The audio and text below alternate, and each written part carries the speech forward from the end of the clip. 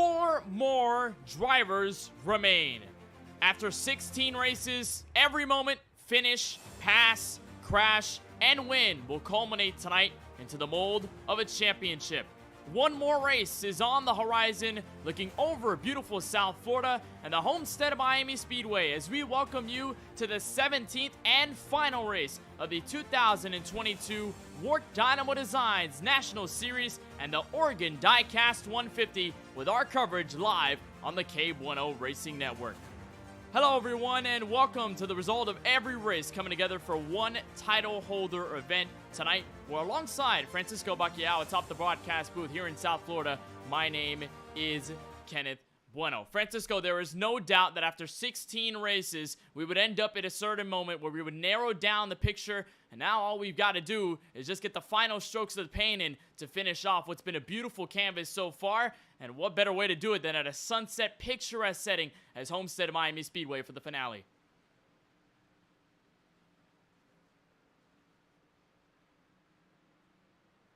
Francisco, you're muted on Discord.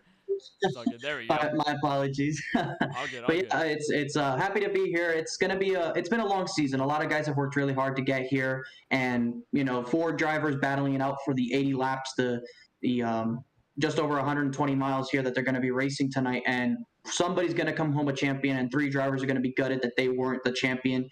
80 laps determines that, and it's going to be difficult. Homestead is probably one of the harder mile and a halves to race on with these Xfinity cars. You lift so much, and you're having to back it down in the corner so much late into a run. I think we're going to see hopefully long runs here tonight. Homestead blends itself to that. We're going to see guys probably running up towards the wall ever since they made those changes early in 2021. It really allowed the high side to be more viable. I think tonight we're going to see that being used. And don't be surprised if we have a late race caution and we have some mixed up strategies to try and go for that championship. Well, we've seen a lot of drama so far in this season. Maybe we'll end up seeing a little bit more when it comes down to the championship. There are 4 drivers that we have to tell the story about going into tonight's race. All 4 of them with very different ways that they've got here. Take a look at all 4 of the championship competitors on the front of your screen. It starts with points leader Josh Patterson. He's been consistent all season long. Only has 1 win to his tally. That doesn't matter. He's got a championship on focus tonight. Timmy Spatz, he's been here and there. He hasn't picked up a win, but he's good in points. He found himself in from last week at Charlotte. And then we have Gino Mero and Garrett White. Garrett White, undoubtedly the most dominant driver over the past couple of weeks, picked up a win to get himself into this championship at the Charlotte Motor Speedway just 1 week prior. So there's a lot to look forward to in terms of seeing all 4 of those drivers, what they could do at a track that we have never visited before so far here in this WORC Dynamo Designs National Series. Before we get into all the details, before we get into all the tidbits of this championship race, of course, we've got to hear from all 4 of the championship drivers. Before that, though, we'll end up talking to the person in charge and the person at the helm of the entire ship here at the WORC Series, Brayson Collins. Brayson, of course, welcome to the broadcast booth here in the KBueno Racing Network. And obviously, you were a driver in this series. You unfortunately weren't able to make it to the championship 4, but you hold the bigger role at hand. You are the league owner. What has it been so far to hold this league and hold this series? Is what's been a great season so far. Yeah, Kenneth, well, thank you once again for bringing me up in the booth, and I apologize in advance. My dog may be barking in the background. But anyways, yeah, it's absolutely been a blast this season for all 3 series, really. I don't think we've had many bad races. We've put together a lot of good races.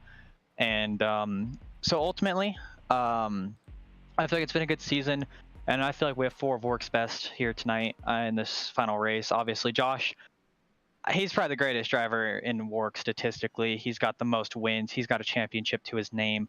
I believe he leads the league in top 5s, top 10s. He has like some crazy win percentage, like a 27% win percentage or something like that. He's absolutely insane. Garrett, another phenomenal driver. Obviously, he's won, 4 races this season? 4 or 5, something like that.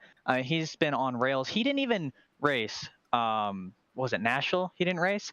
And went out at Charlotte and did exactly what he needed to make it. So Garrett is obviously a major, major threat for tonight. And then Gino's made Final Fours in the past. He was in the Truck Series Season 2 Final Four before, and he actually, very funny enough, he fell asleep and missed the race. So Gino's looking to redeem himself and get in there. And then Timmy Spatz, he's been here for a couple seasons. This is the first time he's made himself playoff runs. So should be really exciting to see these guys make a championship run. And overall, everyone who's raced this season, we've had hundreds of different drivers come, and whether they've raced one race or they've raced all of them. These guys have been really dedicated week in and week out. We've had a lot of the same regulars here week in and week out. And that goes for all 3 series, the Dirt Series, the Oval Series, and the Mazdas and the GT3s. I guess we had 4 series. So ultimately, everything in Winter Series comes down tonight. This is the last race of the Winter Series. And I'm excited to see where it goes. Of course, it was a road that started all the way back in December, and it's already been about 3 months since, so how time has passed very quickly. I don't even know how to answer that myself. But nonetheless, Brayson, of course, Championship 4, you listed all 4 of them, how good they are, and obviously their road to get here. But you as a league owner, I mean, what does this grouping and what does the season overall mean to you guys over at the WORC Series, all the admin teams that work so hard to make all of these series and tonight's race possible as well? Well, actually, tonight we're doing a big admin reform, and you guys are going to be the first one to hear about this. One of our most dedicated drivers ever has been Ryan Martin. He has the most starts in WORC history. He's topped me by like 30 starts, and I'm the league owner. So obviously, Ryan Martin, he's been great to the league. He's one of the admins of the league. He has been for a few months. And he, as of tonight, will be getting promoted to the owner role here in WORC. He will be on the same level as Josh Patterson, Paul Granata, and Christian Visconti. We're also promoting Tyson Gifford up to the admin group, as well as Jay Mulder. And they've both been great for WORC. They've been here. Tyson does most of our graphic work. And all those Final 4 guys that you saw at the beginning, of course, Kenneth added some extra effects, which, by the way, those looked great. But the main Final 4 promos that we posted on our Instagram, and pretty much anything that we post on our Instagram, our winner picks, our story picks, whatever, that is all Limeade Media and Tyson Gifford. He is phenomenal. He is one of the track photographers at Millbridge. He's not an official track photographer of Millbridge. He's there with a couple drivers in the pits, but he does some phenomenal work. So thanks to him as well. For the sponsors, Limeade Media, Dynamo Designs, and the Keystone Corner have been the 3 main sponsors for this series, and they've been absolutely great, phenomenal, really supportive of the series, and I'm glad that all 3 of them had come aboard for the Winter Series, and I hope to see them continue here in the future as well.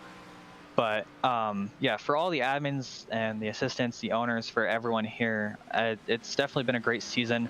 We've not really had any bad car counts. Our worst car count was Iowa, and we were still, I want to say we had like 22, 23 for that, and I believe that was on the night of the Daytona duels. So I mean, it's just great that we've had such great car counts. We've had such great dedication to the series so far, and yeah, for these 4 drivers, this is a great grouping of guys. Timmy Spatz has been consistently around the top 5. Obviously, Garrett and Josh, they're race winners. And Gino's been pretty much there with Timmy too, and he's always been a top 5 guy in WORC. So really, really excited to see how these 4 pair out, what happens here in a 100-lap race, whether we have green flag runs, whether we have a few cautions that shake things up, what the pit strategies look like. I think all 4 of these guys are going to be on different levels tonight, and whoever picks the best level is going to be the one who wins tonight. There's going to be a lot that goes into this Homestead-Miami Speedway race, and of course we appreciate the time, Brayson. We appreciate all the work that you and the rest of the admin team do here at the WORC Series, and it's been an honor to cover your league over 2022 and even a little bit of 2021. So Brayson, we hope you enjoy the race. We wish you the best of luck out there, and of course, thank you so much for taking the time once again. Yeah, thank you, Kenneth. Hope you and Francisco put up a great broadcast here tonight. And obviously, I watch all your broadcasts after the races are over, so this will definitely be another one to look back on. So that is Brayson Collins, one of the owners at the WORC Dynamo Designs National Series and WORC as a whole. Move over to the first of 4 championship drivers we'll talk to just before we get to the green flag here tonight at the Homestead-Miami Speedway. We'll start one of the most consistent drivers all year round, Josh Patterson in the O2. And Josh, I know you're getting a bit of the practice laps in. We're watching you live right now on the track, but what are the emotions? What are the thoughts? What are the expectations for, oh, at least he's left. So I don't believe I'm going to be able to talk to him at least. Oh, there goes Josh. All right, back in it. So Josh, a lot of things on the line, championship on the line. What are your thoughts here for tonight's race at Homestead? Sorry about that. Clicked something. But, you know, I'm just looking forward to tonight. I think it's going to be some really good battling between the 4 of us. You know, I think I have a really good shot here tonight to, you know, win it all. But, yeah, I'm optimistic. Got a good mindset going in. And, yeah, just looking forward to it. Well, Josh, we certainly appreciate the time. Know you've got a lot to think about. Know the quality is coming up in just a little bit, so we won't waste any more of your time, of course. Best of luck from all of us here at the KBueno Racing Network. Go get him out there. Yeah, thanks a lot, Kenneth. That's Josh Patterson, the 0-2, the leader in the championship points. He's got a lot to ride on here in his pink Toyota Supra here tonight. We'll move over to the driver who currently sits just behind him in the point standings. The driver who we've talked about a bit in this season, a winner earlier in the campaign at Las Vegas. It's Gino Mero. He's caught up with Francisco Bacalhau. Gino, the season is on the line today. It all comes down to one more race. What do you think you have to do to come home as a champion? I think I just need to be consistent, be safe, and honestly just keep my head in the game. And if I need to give up some spots, then they can go. But I'm just going to play it safe here, and when the time is right, fight for it. It's a marathon, not a sprint. We appreciate the time, Gino. Qualifying's coming up. We'll let you get focused and do some more practice so you can get ready for this race. Thank you for taking the time with us. Yep, thank you. Gino Mero in the 71, one of the 4, and then we head up to the 3rd driver in it, Timmy Spatz in the 44. And frankly, I'm not sure if anybody at the beginning of the season knew he was going to get to the championship 4, but what a route it's been. Timmy, bring you into the broadcast booth. I know we're only going to ask one question. We'll get your thoughts by the time we wave the checkered flag tonight from Homestead, but Zalai, you've had a consistent season. You haven't picked up a win so far in 2022. That hasn't mattered so far. What has it been like to move through each playoff round, and what is it going to feel like here taking the green at Homestead for a title?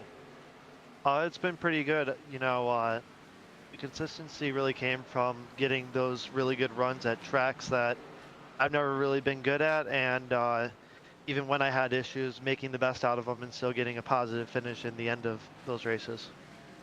Well, it's been a fun ride so far. We can't wait to see what you can do out on track. Of course, I know this interview very short. We'll get your thoughts by the time we end this race, and we'll give a full everything rundown and all of that. Timmy, of course, on behalf of our team, wishing you the best of luck here at Homestead-Miami Speedway. Go get him out there. It's going to be fun. Yep, thank you guys. That's Timmy Spatz in the 44, the 3rd out of the 4 championship drivers. And of course, we've got to talk about Garrett White, 4 wins on the campaign. Francisco, you've got him. This is the driver we've been looking for over the whole season. Garrett, it's been an amazing season for you. 4 wins, a lot of success, and it comes down to one more race. Do you have one more left in the tank to bring it home? I hope so. Yeah, this season's been amazing, especially throughout the playoffs, winning 4 races. But it all comes down to tonight. You know, those 4 races really don't really matter now, and it's going to take perfection tonight to beat my 3 other rivals. Of course, you don't have to win the race. You just have to beat them. Everybody's going to be hoping to finish on top of the other. We appreciate you taking the time, Garrett. We wish you luck, and we hope to have a fantastic race out there. Yeah, thank you, guys. That's Garrett White in the 26, 4 wins on the campaign, and of course ended up in this championship 4 via the win at Charlotte just 1 week ago. Francisco, of course, we didn't get very long interviews out of many of the drivers. We'll talk to them by the time we finish, and we'll get all the catharticness out of everything. But let's talk about the place. Let's talk about the setting. We know this track very well. We're hometown heroes near this Homestead-Miami Speedway. What is this track all about?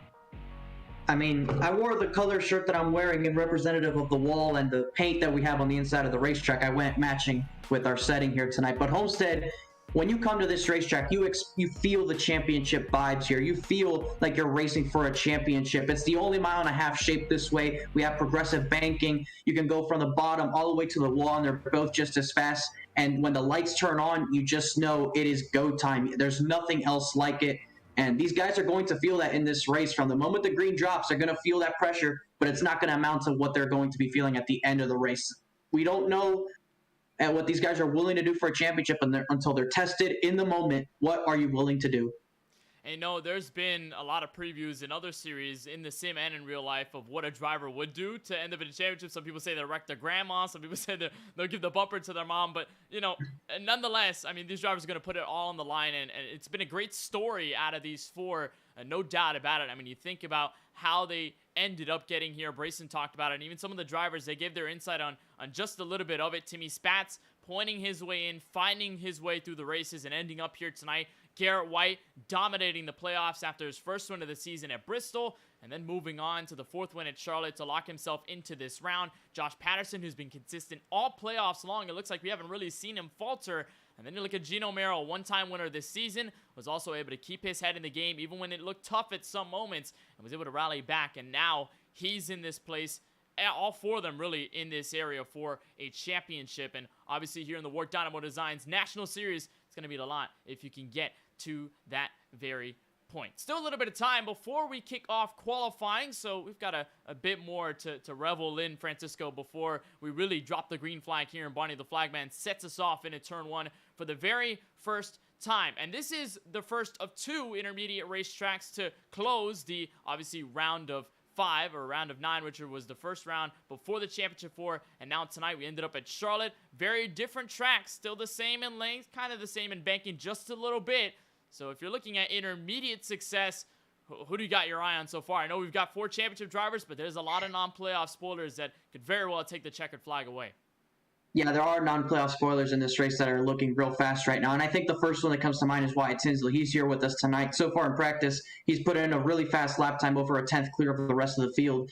And as far as playoff guys are concerned, Josh Patterson and Garrett White, they've ran almost the exact same lap time. They're 0.02 of a second separating them. Gino Mero's not too far behind.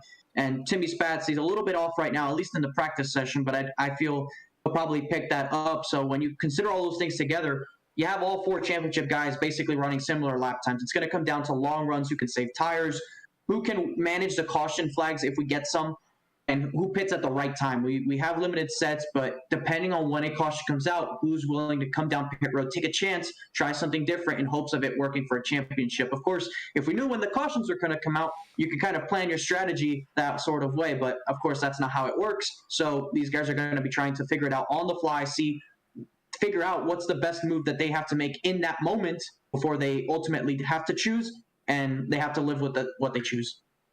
And like you said, Francisco, one of the driver interviews of the Championship 4, you don't necessarily have to win this race. In order to get the championship, all you've got to do in this playoff format is just finish ahead of the other 3. And that sounds a lot easier than you could do it out on the racetrack. And more often than not, even in real life and in the sim, the champion is always having to end up winning the race instead of just finishing in second or finishing in the top 5 and finishing ahead of the other 3. Usually it comes down to 2 championship drivers, or maybe even more, maybe all 4 of them coming in together near the end of the race to go for a title, and they end up going for the win. That's the last resort that they need in order to get to glory here at the Homestead-Miami Speedway. This track has hosted NASCAR Cup Series championships from 2002 to 2019, so this place has a lot of experience as a championship venue in real life and, of course, in the sim as well. We're excited to get things started. We hope you are as well, watching on the KBueno Racing Network as we take time down in practice, and we'll head over to the qualifying session where drivers will end up putting their 2 fastest times here tonight from Homestead in South Florida, the final race of this WORC Dynamo Designs National Series season. I think before we end up with our official qualifying grid, before we end up with our official starting grid, I think, Francisco, it is undoubtedly so that we have to thank all the people that makes this happen. Of course, ourselves at the KBueno Racing Network, we've been hard at work to make the broadcast happen, but it wouldn't be possible without all of the admins over at WORC, with all of the drivers showing up to each and every race and having ourselves here as a moment to kind of capture all of the moments from all the drivers winning, from pivotal passes to pivotal crashes to pivotal whatever you call it. It's been an honor to call this season. It's going to be a lot of fun to whip around one final time when we get to the starting grid and obviously to the checker.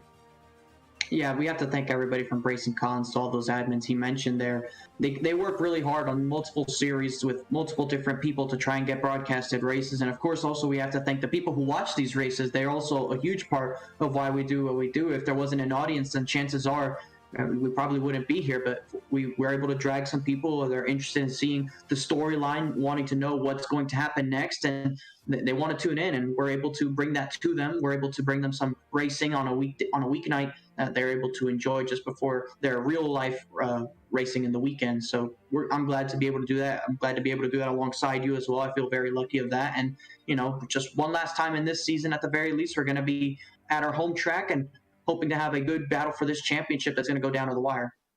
And we've covered WORC before on the KBueno Racing Network, but not to this extent. We've covered special events. Obviously, if you recall, if you've been a fan of the KBueno Racing Network for a while, you can probably remember the bash that we had with the street stocks at Bristol. You can remember the legend car dirt race that we had at Bristol Dirt. You can recall the most recent one, I believe, was WORC Chili Bowl Nationals, which I believe a lot of people mistake for the real Chili Bowl Nationals that night. It was on the same night, but we covered WORC, and we've had history on the KBueno Racing Network covering that series, but we never had it at length as we did so far in this WORC Dynamo Designs National Series campaign. So it's been a lot of fun. And now we just got to whip around and get it for one last time to decide a champion and to have a great race, hopefully here for 100 laps at the virtual Homestead-Miami Speedway. Don't go anywhere. We've got more coverage for you, and we'll kick it off on the other side with the starting grid and the green flag in a moment's notice. So stay with us. We'll be back on the KBueno Racing Network. You're watching the Oregon Diecast 150 and the final race of the WORC Dynamo Designs National Series.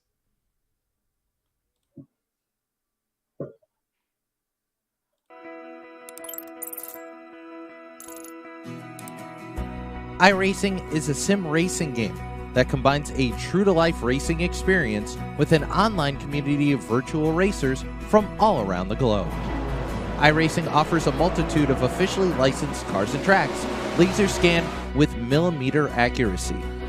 Their car models and mechanical systems are based on real-world physics, engineered in cooperation with manufacturers and race teams. Their skill license system ranges from rookie to pro, ensuring members are always pitted against those with similar skill sets. Members are able to sign up for a weekly race series, compete in time trials, host a private race with friends, and participate in racing leagues created and run by the community. With over 170,000 members, iRacing works in partnership with renowned motorsports organizations like NASCAR to deliver virtual races based on the real-life NASCAR Cup Series, as well as many other series on the NASCAR ladder. iRacing also features team racing, providing a variety of options for members to create and manage their own teams. Race with friends or real-world teammates in full-length endurance events like the 24 Hours of Daytona, Spa 24, or the Bathurst 12 Hour. Additional partners include IMSA, World of Outlaws, Supercars, and IndyCar, allowing members to race in their very own Indianapolis 500, Bathurst 1000, Chili Bowl, and many more iconic events. This is iRacing, delivering the most authentic racing experience short of getting into a real race car. Sign up today at iRacing.com.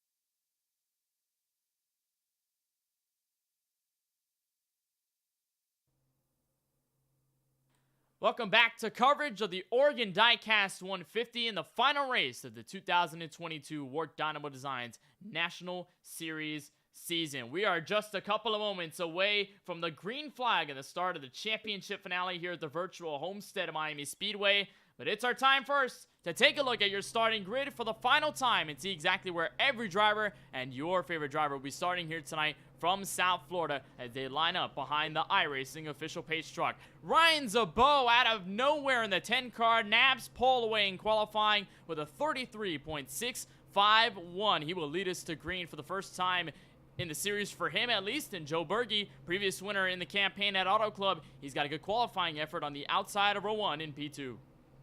Known driver at KBueno, a champion in our channel. He's won here at Homestead. The 39 Aiden Kirker starting third with the highest qualifying championship for driver Garrett White on that second row.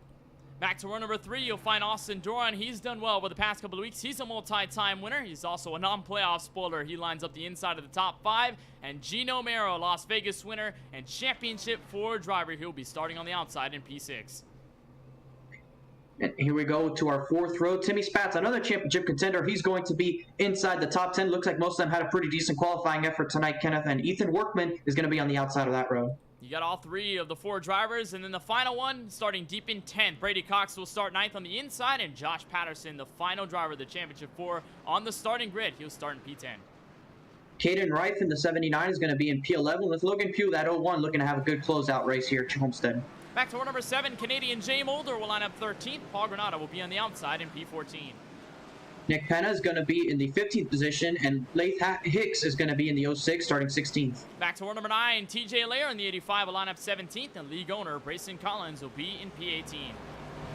And Patrick Jenks is going to be the last driver to take time in qualifying. Alongside him, though, is going to be that 05 of Wyatt Tinsley, who's going to be one to watch. Last time Tinsley showed up, he was a winner at Nashville Super Speedway. He starts 20th. Ryan Martin will be 21st. Shane Fuller 22nd. Cameron McCone 23rd. Then it's Jack Leslie, Kelly Hyatt, Chase Gibbons, Bo Krebs, and Matthew McDonald will line up the full 28-car field. Strong here tonight from the virtual Homestead-Miami Speedway. Pace truck will make its trip down for the first time at pit road. It'll be 2 non-playoff drivers leading the field to green, but all eyes sit within the championship 4. Joe Berge, Ryan Zabo, Chevy, Toyota to the green flag. Welcome to the final race of the WORC Dynamo Designs National Series.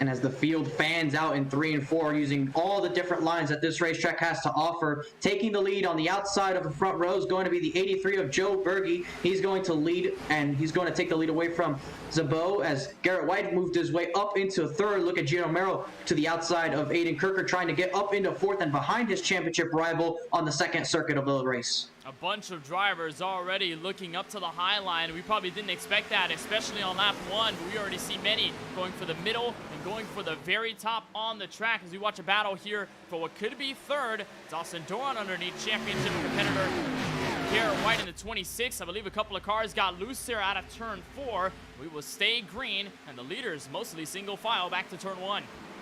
I want to make a correction. That is Austin Doran. I had said that was Gino Mero. He's down in the 7th position. But right now, what you have noticed so far early in this race, a lot of guys have moved their way up the racetrack. Normally, we know that lower seemed to be the tire saving line. We'll see if guys end up running down there. But right now, you see a good amount of drivers have worked their way up to the higher lane on the racetrack, maybe using that upper seam or trying to use the wall proximity. And you see the 10 actually having to lift there was in the middle, and you don't want to be in the middle. Aiden Kirker almost into the outside wall. You see Gino Mero's going to look to the inside, trying to take that position and get out from behind the 39. He's going to go to the inside. The 39 is going to go all the way to the outside wall, trying to use that wall proximity to get a good run off the corner. And there you see there's going to be the advantage.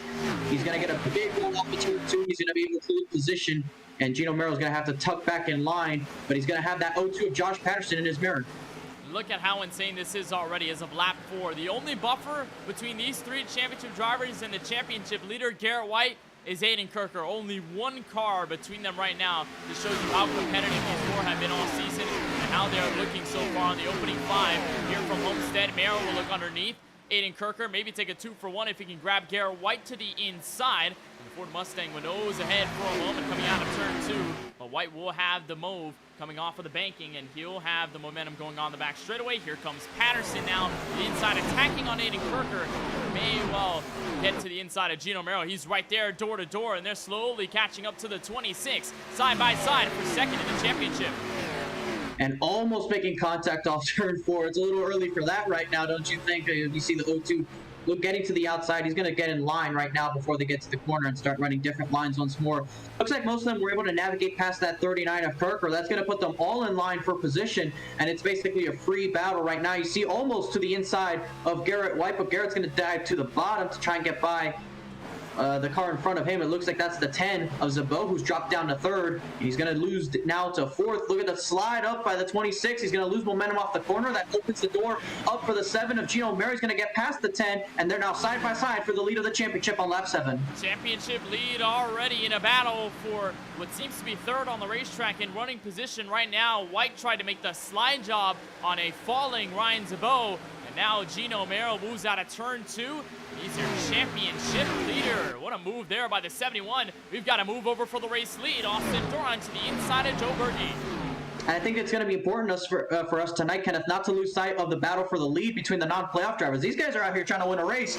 They don't care about the championship situation going on. They want to win this last race, and Austin Doran came close to battling with Wyatt Tinsley back at Nashville. He's going to try and make up for that and try and grab a win here with Tinsley down the field, having not qualified, trying to see if he can run away before he catches up to him. And you see back there, as the 83 is going to try the crossover now. He's now looks to the inside. They're going to be side by side once again. Gino Mero still holding the championship lead further back as they've gone single file behind them. But how about this racing for the lead? The 55 all the way to the outside wall, the 83 all the way on the white line. Joe Berge, a previous winner this season at the Auto Club Speedway. Remember what it took for him to get to victory lane, as Doran will give him a big shove on the main front straightaway and will almost tag the outside wall. Moving back to turn 1, he's going to try to use all of the progressive banking here at Homestead as he can. Get a good run out of turn 2, be back alongside that 83 and challenge once again for the race lead. If you're watching on the KBueno Racing Network and you want to know who the championship 4 are, obviously we'll be talking about it all night long, but another indicator is the orange banner on the top of the windshield, the orange spoiler, and the orange splitter on each and every NASCAR Xfinity Series car in the championship. There's only 4, so you won't have to figure out exactly who is amongst the large group of cars. So it'll be rather easy to tell who's running for the title and who is not. But I don't think we're probably going to be talking about separated championship drivers for a while right now, because all of them seem to be close together. As the first caution will come out here on lap 10. I think it's Leif Hicks in trouble in the 06. Significantly falling back to the grid. There's a damaged 06 there. That's turn 1 and 2. Yeah, it looks like it's trouble early on. No front end on that race car. We're going to see exactly how this may have happened up here. There was as you go through the field here, generally speaking, there's a lot of pack action going on. A lot of cars racing each other. See, just barely gets tagged there. It looks like by the 04 of Granada going to 1. He was already loose there at 4. They have made contact, and it looks as though going back into 1, the 04 was trying to get. I don't know if he thought he was clear or if he was trying to tuck in line or anything like that. And he's going to go in the wall, and oh my goodness, he's going to get turned over, goes barrel rolling into turn 1 once over, and goes back on 4 wheels after getting hit there by that other car. Just a big hit there. There was Ryan Martin who took the second blow. There's Jay Mulder in the 51. You see the 04 Granada slightly gets in at Leif, and then Hicks goes up to the outside of the wall. There's Martin, absolutely nowhere he could go. And barreling up on his roof. I think that's the first time seen a proper flip there in the middle of the corner at Homestead-Miami Speedway. But Leif Hicks already in deep trouble in the opening 10 laps of this 100 lap finale. As there's the 06 limping back in turn 3 just behind league owner Brayson Collins. And we'll probably see him take a trip down to pit road. Again, no fast repairs that we've talked about all season long for any of these drivers. So if you do end up with a car significantly ailed, you're going to have to try and repair it on pit road. And Hicks no doubt will spend a lot of time down there. Leaders, though, taking a trip down pit road. Some of the championship drivers staying out, and pretty much all 4 of them have stayed out on the racetrack. Austin Doran and Joe Berge among the first ones to take tires. Well, only about 5 or 6 cars have pitted, and one of them is going to be restarting at the tail end. So not many takers on this caution. It is only 10 laps in the race. You see them exiting now. Doran's going to be up there. So we are now completing now 12 laps in this race out of 100. These guys have extra 4 sets, so you can probably go about 20, give or take, each time in 5 stints to use those fuller tires. And I think they want to use one early right now to try and get the jump. Maybe they feel that this is going to be a race of green flag runs, and if they're able to put some tires on now, drive their way to the front, it could be advantageous in a long run, which I can see that being the case. I can understand why they may do that. But I also understand why these championship guys all stayed out unanimously. They want to be in control of this race. They want to stay at the front. They don't want to put themselves at the rear of the field and be put in the hands of non-playoff drivers deep in the field.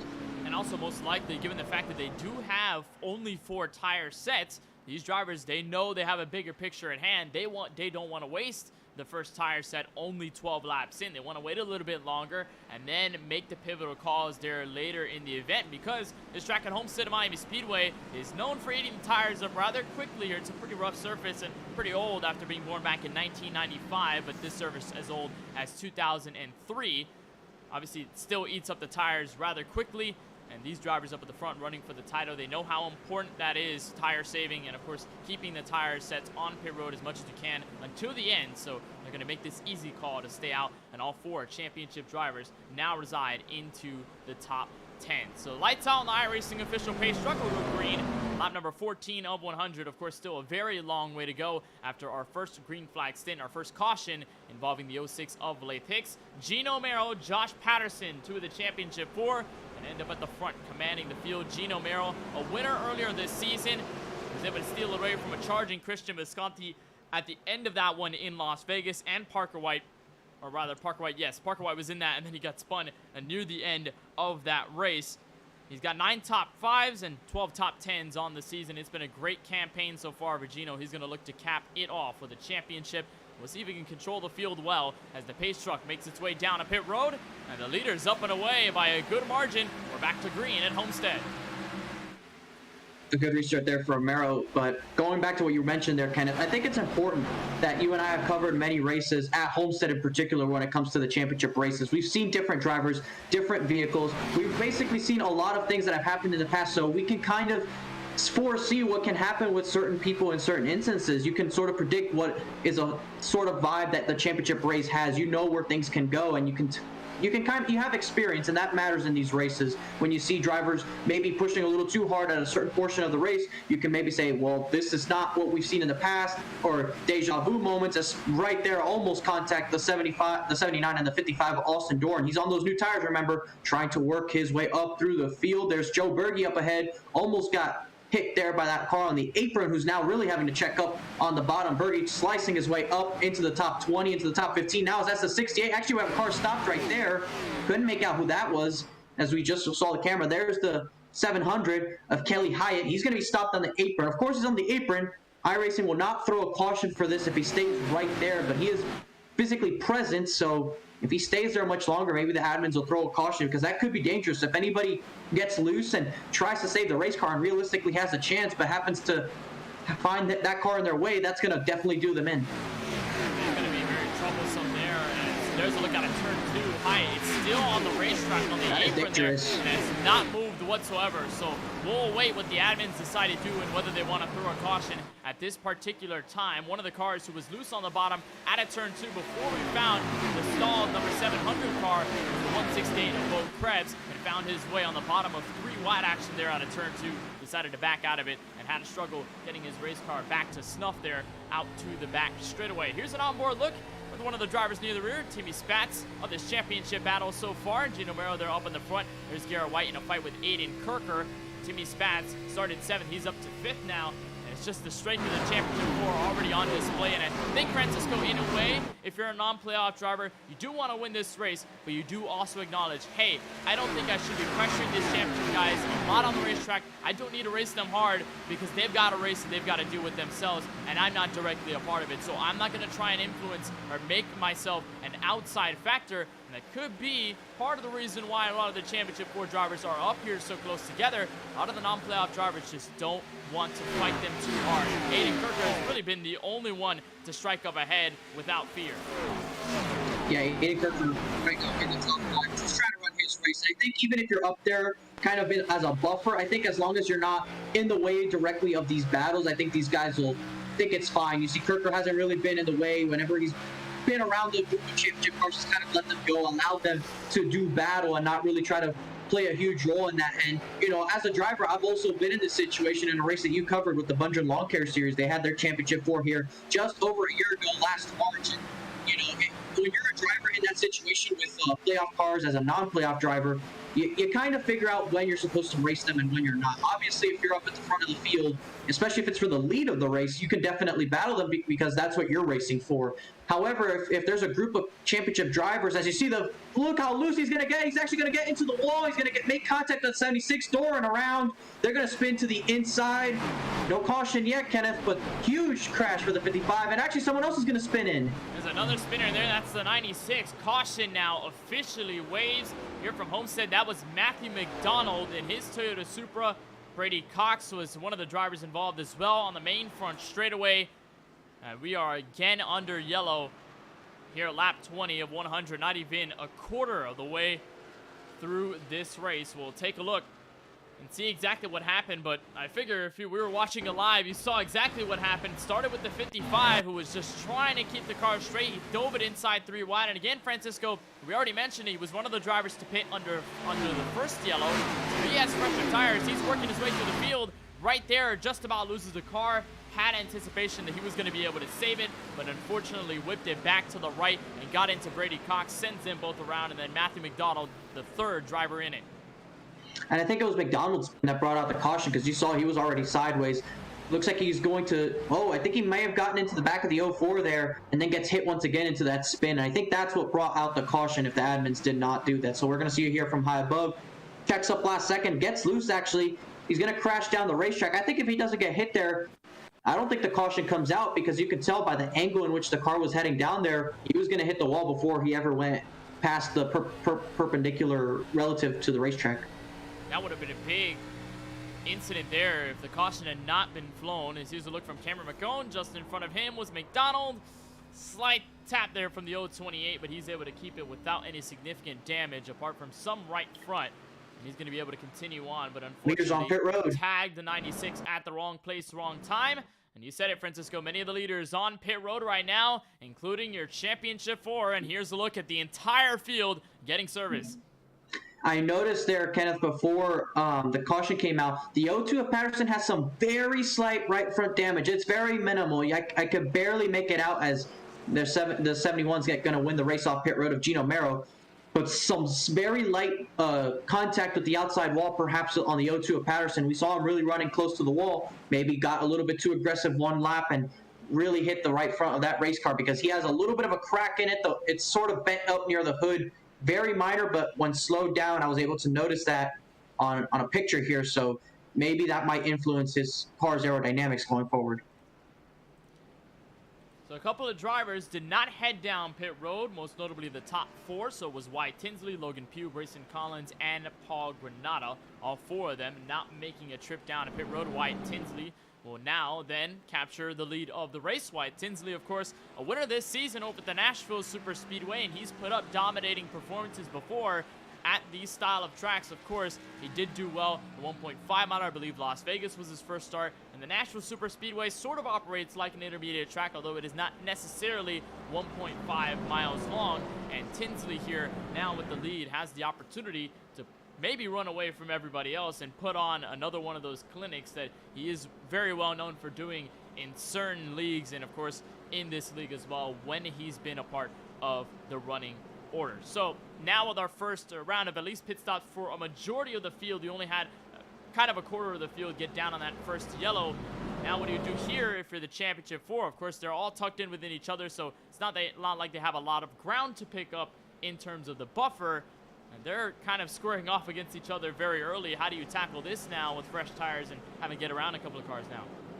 I think you still have to treat this like you're racing, like it's every other week, because it's still early in the race. You're close enough to each other. The goal is to not make a mistake. You can't afford a mistake because you might not have enough time to recover. So if you're these guys, you want to race each other to get track position, but I would not risk too much knowing that there's still a 3/4 of the race remaining. You have guys on older tires in front of you, so you have to navigate them first. Even if you might lose a spot or two to a championship rival, navigate the older tires that are in front of you, then focus on the race in front, because you got to play the long game. Right now, it's still early. You can make up if you lose a spot or two. You just can't throw your race away. No fast repairs. You can't afford to throw your car away trying to pass guys on older tires that are not in the playoffs. And we saw what the consequences could be if you're a driver there working your way up to the field. Did you make a mistake? Of course, the 55 of Austin Dorn was a pure example of that. Got loose, just tried to save it. Unfortunately, overcorrected it back and caused an incident. Got his car damaged. So who knows what could happen here with the championship 4 if they press it over just a little bit past that threshold. Also a note, Kelly Hyatt, who was in the 700, he's now on pit road, so he is not on the racing service, or at least on the apron at a turn 2 anymore. That is good to see. Hopefully we can see how you get back on the racetrack very soon, although the 700 car is currently 8 laps down behind your leaders. The only car 1 lap down or more right now, 25th place Brady Cox. There he is. His damaged car still limped to pit road all by itself, waiting to get the damage repaired. So it'll be 2 drivers out of the 4 who stayed out on the last caution. It's Wyatt Tinsley in the 005, the 01 of Logan Pugh, a Chevy and a Ford Mustang to lead us to the green flag on lap 25 on 100. The Oregon Diecast 150 is back underway. And a good restart there for the leader of Wyatt Tinsley. He's going to get out there clear. Logan Pugh is going to go right to the top. They're trying to work that outside line to see if they can hold off these guys as long as they can, the guys on newer tires, that is. And look at them already going 3 wide. That's Patterson in the middle. Patterson now swings up high. Brayson Collins will be the driver defending down low. And Patterson, the first out of the 4 championship drivers to break way out of the drivers who had stayed out. Now we'll work to the inside of Logan Pugh. Maybe sooner than later, he'll be there for the lead of this entire race. Gino Mero still struggling to get underneath Paul Granada. Now we'll clear and we'll try to get around the 5 of Collins. This is to the inside, and that should be the spot right there with those newer tires. And I'd be careful running the bottom of the racetrack. Generally, that is very loose ground. That's when we saw the 55 lose control of his race car, and on cold tires, it could be even more treacherous. But as they start to warm up, they should come more naturally to these guys. They put more laps on them, and now he's going to go to the inside of the 01 of Logan Pugh. Going to go right to that white line. He's going to stay to the inside. Pugh's going to be loose off of turn 4. You saw him have to slide a little bit. That's going to give the 02 of Patterson the advantage going into turn 1. And you have to feel that's going to be the spot right there. Pugh to the outside. And indeed, the 02 is going to clear in the middle of 1 and 2. It's going to invite the 71 to also get past. I think Pugh might just let him go there. Allow those 2 championship drivers to battle. But someone who did not have a good restart, Timmy Spatz, he's down in 12. And Timmy Spatz didn't have a good pit stop either. Lost a lot of spots, getting 4 tires and fuel. And now he is stuck in the absolute hornet's nest, mixed with fresh tire cars and old tire equipment just up in front. They're side by side. That's Paul Granada and Brayson Collins. Spatz will have to force it bottom 3 wide here to turn 4. Should be easy work here for the 44 now, but it could be very sketchy in just a moment's notice. You do not want to be trapped in this place for too long, because at some point, Francisco, you could equalize with the drivers who stayed out and with everybody behind you on older tires, so things could get worse if you're Spatz. Luckily, he is able to break free. He'll only have a couple more drivers between himself and what is 4th place Garrett White, the 3rd championship 4 driver, sitting right now as Patterson holds on a 2nd. He is charging on Wyatt Tinsley for the lead. I think when you said it can't get worse for the Timmy Spatz machine, it kind of can, and they're catching up to a guy on older tires right now who's held fair. He has the clean air. Soon enough, in a handful of laps, the other 3 championship contenders are going to be 1st, 2nd, and 3rd on the racetrack. I think that's basically as bad as it can be if you're in the 4th championship slot. It also is going to help here for the drivers behind Josh Patterson, because Gino Mero, he was a little bit further behind the 02 by the time we got to that restart.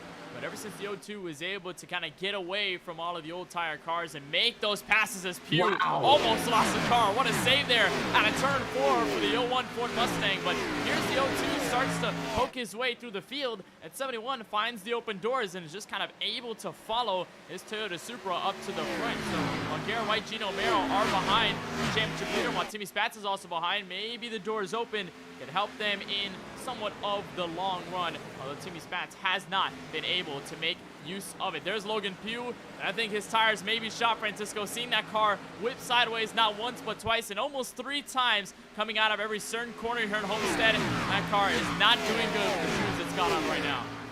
It is not. He's falling back big time. And I think it's important that we do note that he did not take tires there, because the other spectrum of that is right there, that 83 of Joe Berge. We know he's used 2 tire sets so far in this race, and he has 2 more remaining for the next 70 or so laps. If we get a caution anytime in the next 15 or so laps, he might have to consider staying out, even if it is really old tires, because you cannot spend the second half of this race with just 1 tire set. It is just not going to work out in your favor.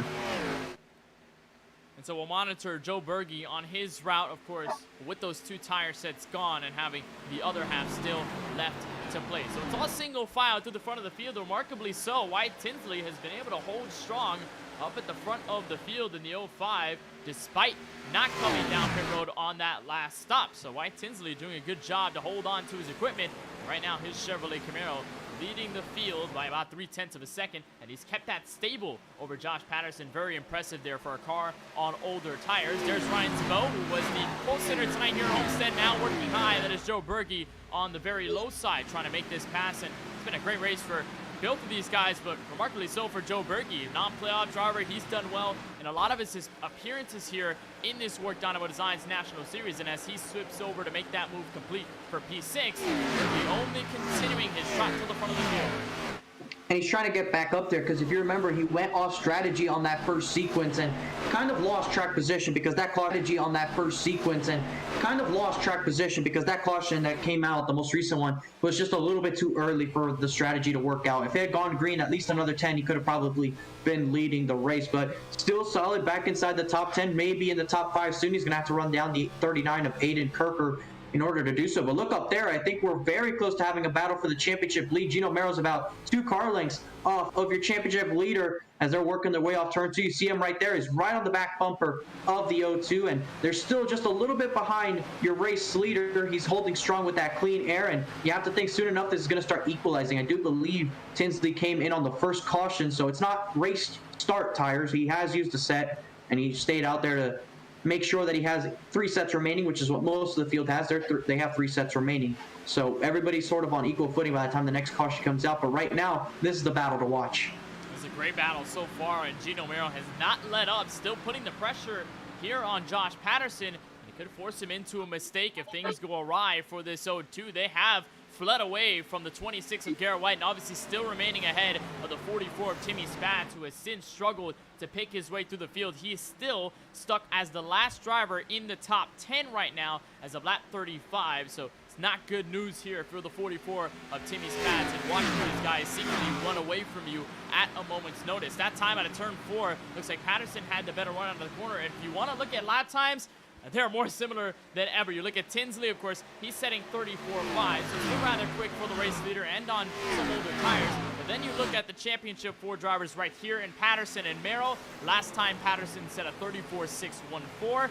Merrill set a 34.675. He's a little bit slower. That's why he lost a bit of that time, and the gap has now grown up to 0.2 of a second. But they are even as they can be. I think that shows you just how strong these 2 drivers are. That time, 0.003 of a second on the difference in lap time. Basically mirroring each other. And again, you have to remember that 02 has some slight right front damage. You can't really see it there on the normal shot. It's just very minute. And with these Xfinity cars, contrary to the real-life counterparts, the real-life ones, they could take a beating. These are very aero-sensitive, and right now the 02 is going to have to see if he's able to keep this pace on the long run, because usually that's how aero damage affects these race cars. It affects their right front tire wear, which is where he has that damage on the long run. So we'll have to see if we get along in the front here, Kenneth. Will the 02 still have pace on the long run? Not because he can't do it, but because of that damage. How much will it truly impact him? So far, not really. He's still leading the championship, but just by the amount necessary. He's still got the 26 at least within a second and a half. And there's Timmy Spatz, a little bit down the order. He doesn't want to be here necessarily. You see a lot of separation going on. He's gotten past the 01 of Logan Pugh. But other than that, he's lost some ground, and he's going to try and want to make that up, but we'll have to see just how can he do that. We mentioned equalization as a factor. It looks like Timmy Spatz is starting to equalize some guys ahead of him. He does have a bit of pace advantage over the guys in front, but not significant to the point where he could just blow by them and make easy work. He's going to have to be a little more methodical here as Spatz will work the top of the progressive banking. He'll try to get up near the outside wall on that very last seam and maybe get a run out of turn 2 to attack here on the driver in front. 8th place, that is Ethan Workman in the 25. So a lot of single file racing through the field over this long run. The majority of the drivers to the top 15, not necessarily fighting directly within one another. A lot of them just kind of holding out their own, and I think Francisco just starting to get into the rhythm for what could be our first proper long green flag run as we close in on halfway. Yeah, this has probably been already our longest run, and it's been about 20 laps or close to that anyways. And one thing you have noticed, Kenneth, is that the lights have turned on. It's the sun is starting to set. We are on only ×1 progression, but there's enough time passage as into the wall goes that car behind the 96 who was involved in the most recent yellow, right behind TJ Lair right there. He got into the wall very hard going into turn 1, probably just missed the corner there. He is struggling right now, but you can see right there in the background the beautiful sunset here at Homestead. Look at that shot right there as they go through 3 and 4. The pink skies, clouds just covering the sun a little bit as it starts to go behind the grandstands, and Austin Doran very loose off the corner. And you'd think with the sun setting and the track temperatures dropping, you'd think you'd have a little bit more grip on these older tires. And of course, warm rubber is going to be very tough to handle, but you'd think that with the cooler temperatures, they may have an easier time at being able to control that. Maybe an easier time. You've got little to no downforce here on this Xfinity Series car, so it's not going to give you too much help here, and it's not going to stick your car to the ground. And I think that was the perfect moment to go on board with Austin Doran. That was a beautiful save out of the corner. Unfortunately, Doran has not been able to recoup after that incident out of turn 4. He is still mired back in 17th as once again he'll kick out the rear end. TJ Lair now an opportunity here to move underneath, and that will of course still be for 17th, still pretty much further back in the midfield. So as for them, they're continuing on their set of tires, and so the rest of the field up in front still having their moments. And how about Ethan Workman here in the 25? We've talked about him a lot of times throughout the season, Francisco. Not a championship driver, obviously, but a contender nonetheless, and especially at these 1.5 mile venues, he's had a lot of success. He's had a lot of moments where he could, every now and then, take a spot to the top 3, take a spot to the top 5, and run for a win. Just has yet to complete that goal here in this season. Maybe he could do it tonight at Homestead, although he's currently running in P8 just behind Ryan Zabo. But even putting yourself here in the top 10 may be good enough to give you a shot in the second half. We'll see what he's able to do. He's in the top 10, which is, you need to now work your way into the top 5. But one crucial thing, Kenneth, that we've already noticed, we're only just about 20 laps into this green flag run. And this is very characteristic of Homestead because of the way it races. You see a lot of field spread. There's a lot of field spread that goes on here at Homestead, generally speaking. You have to lift so much off the throttle. The off-throttle time naturally implies that you're going to have some field separation. And speaking of field separation, there's no separation here because we have a battle for the top of the championship. Remember Gino Mero being right on the rear bumper of Josh Patterson? Well, now he's to the inside for the championship lead. This is for P2 on the running order. And how about Aiden Kirker making himself the 3rd driver in this mix? I believe he got around Garrett White on the way there. And now he is slowly catching up to these other 2. Here comes Patterson back to the inside, turn 1. And they're side by side for the championship lead once again. I don't think this is the line he wanted to run. He's been able to make that outside work when battling guys. He's going to get to the inside of Mero, but as we've seen, Mero's going to get that run off the top. Kirker also running the top's going to get a run. He's going to fill that gap, so the 0-2 cannot get to the outside. He'll be to the inside of Kirker. Kirker is really starting to come on this long run, Kenneth. I think he might get by both of these guys, and it might be smart if the 71, if he's able to see the 39 ahead of the 0-2 right here, to kind of just let him go, not race him so he doesn't use his tires up, and indeed Kirker clears the 0-2. You see him right there. He's going to go to a different line. He's going to try and let that 39 go whenever he gets the chance to, because he's not racing the 39, he's racing the 0-2, and as long as Kirker stays in front of the 0-2, he's able to do so. Had a moment there in the middle of 1 and 2, but now he gets clear once again. Patterson having to settle down. You see, actually, he's going to go a little bit defensive, force the 39 to the bottom. The 39 is going to dive it in, but the 71 breaks, and he's going to slide in line and doesn't lose that much time. So they both get passed by Kirker, but they don't lose too much time in doing so. But look at the gap that Wyatt Tinsley has built on these old tires.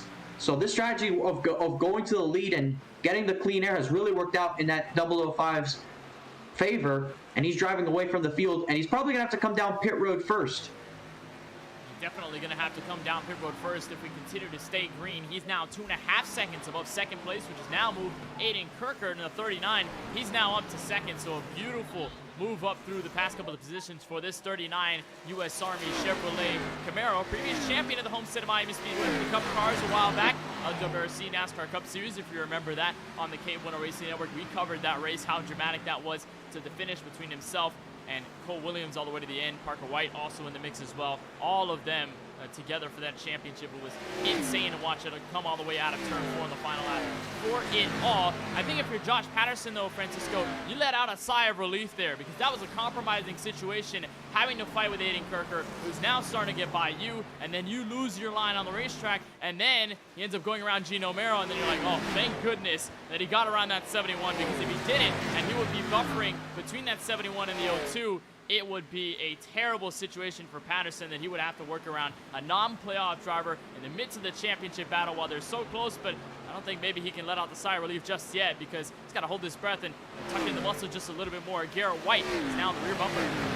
I think it's important that White loose off the corner. You see right now they're trying to work this lap traffic. You have a car slow. He's going to go to the outside, give the bottom to the 0-2. I don't think Patterson wanted to go there.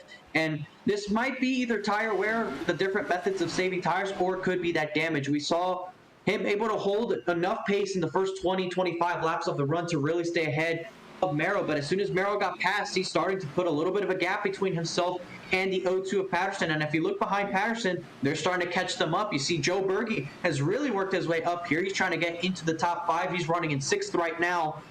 So Patterson either struggling with tire wear or that damage is starting to do it for him, and he's probably looking for a pit stop, but late enough to be able to make it on just the one time. We know that everybody's going to have to make at least one green flag pit stop. The window here is about 45 laps or so. The window will probably open on lap 54 at the earliest, probably 56 to be safe, but most of these guys probably won't come in until, say, lap 60 to lap 70. Somewhere in that range is most likely when we see pit stops, because you do remember our last pits were on lap 20. You could probably stretch it close to 65, give or take, and it'll still be within that window. So I think 60, 65 is the lap range you're looking for green flag pit stops, should it stay green until then. And what's going to be more interesting here is that this last pit stop, if it happens around the lap 60, 65 range, like you're saying, or around there, probably 40 laps to go, that may be the final pit stop for everyone in the field. So if you're a Championship 4 driver, if you're thinking about that pit stop, you got to think about how to execute it as flawlessly as possible. You don't want to speed on the entrance to pit road. You don't want to make any mistakes hopping on the brakes for your stall. You don't want to get into anything or any lap traffic on the way there. You just want to make sure you can execute it 100% perfectly. As Berge right there slid the car, chased it down the racetrack at a turn 2, and Berge's going to be able to keep the car tucked straight and keep P6. It was scary there for the Toyota Supra just behind the battle for P2 in the Championship 4, and Garrett-White has already cleared ahead of that 0-2. Patterson struggling deep right now. He's going to have to find a remedy somewhere on pit road. Or he's going to have to hope for a caution flag before the end of this race. It's looking bleak right now, because if that damage is what's hurting him, it's going to hurt him in the next run as well when we go this long. And right now, if you look right, Tinsley, a 3-second lead on Aiden Kirker. You have to go about 1 second and 3/10 to find the 71 of Merrow, who's taken over the lead of the championship. And how about him, Kenneth? We've been talking about the big dogs in this fight of Josh Patterson and Garrett-White. They're battling each other, but they're battling for second because it's the 71 of Gino Merrow up in front of the championship fight. And Gino Merrow's put on a stellar race so far with the first 54. He's got a little bit of damage on the right front, but that is characteristic here at Homestead. If you tag the wall just a little bit, but Merrow showing out right here at Homestead tonight so far in the early half of this race, and looking to continue the momentum swing up to the second half and end up in the championship lead by the end of it, get the title at the checkered flag when Barney has it in store. But the 71, got to give props for how well he's run here tonight. And you know, you look at the half of the championship that we were probably thinking of, and like you said, the big dogs of the fight, Patterson and Garrett-White. And then you look at Timmy Spatz, who hadn't won a race all year.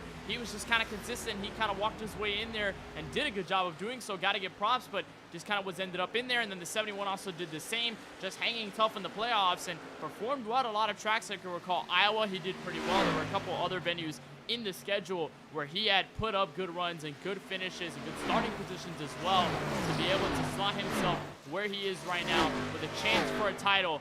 And this is all you need. Stay ahead of the other three, and this is your place for the championship. But he's got the race lead right now, because guess what? Wyatt Tinsley and Aiden Kirker, they made a trip to pit road. We knew Tinsley was going to have to be the first to come down pit road because of how early he had pitted. He had stayed out there. It's going to be close for him, Kenneth. I mean, I'm not sure how long that last run of his was exactly, but we know that I said lap 55 is the earliest you do want to come down pit road, and you're probably going to have to save even by those standards. That's exactly the lap in which Wyatt Tinsley and Aiden Kirker have pitted on. So I'm not sure if they're good to go to the end of the race. You see them working by with the new tires. They're going to absolutely fly by the rest of the field, and they're going to gain huge chunks of time now. But from the rest of these guys, I think I staying out. You do not want to make this championship battle a fuel mileage race.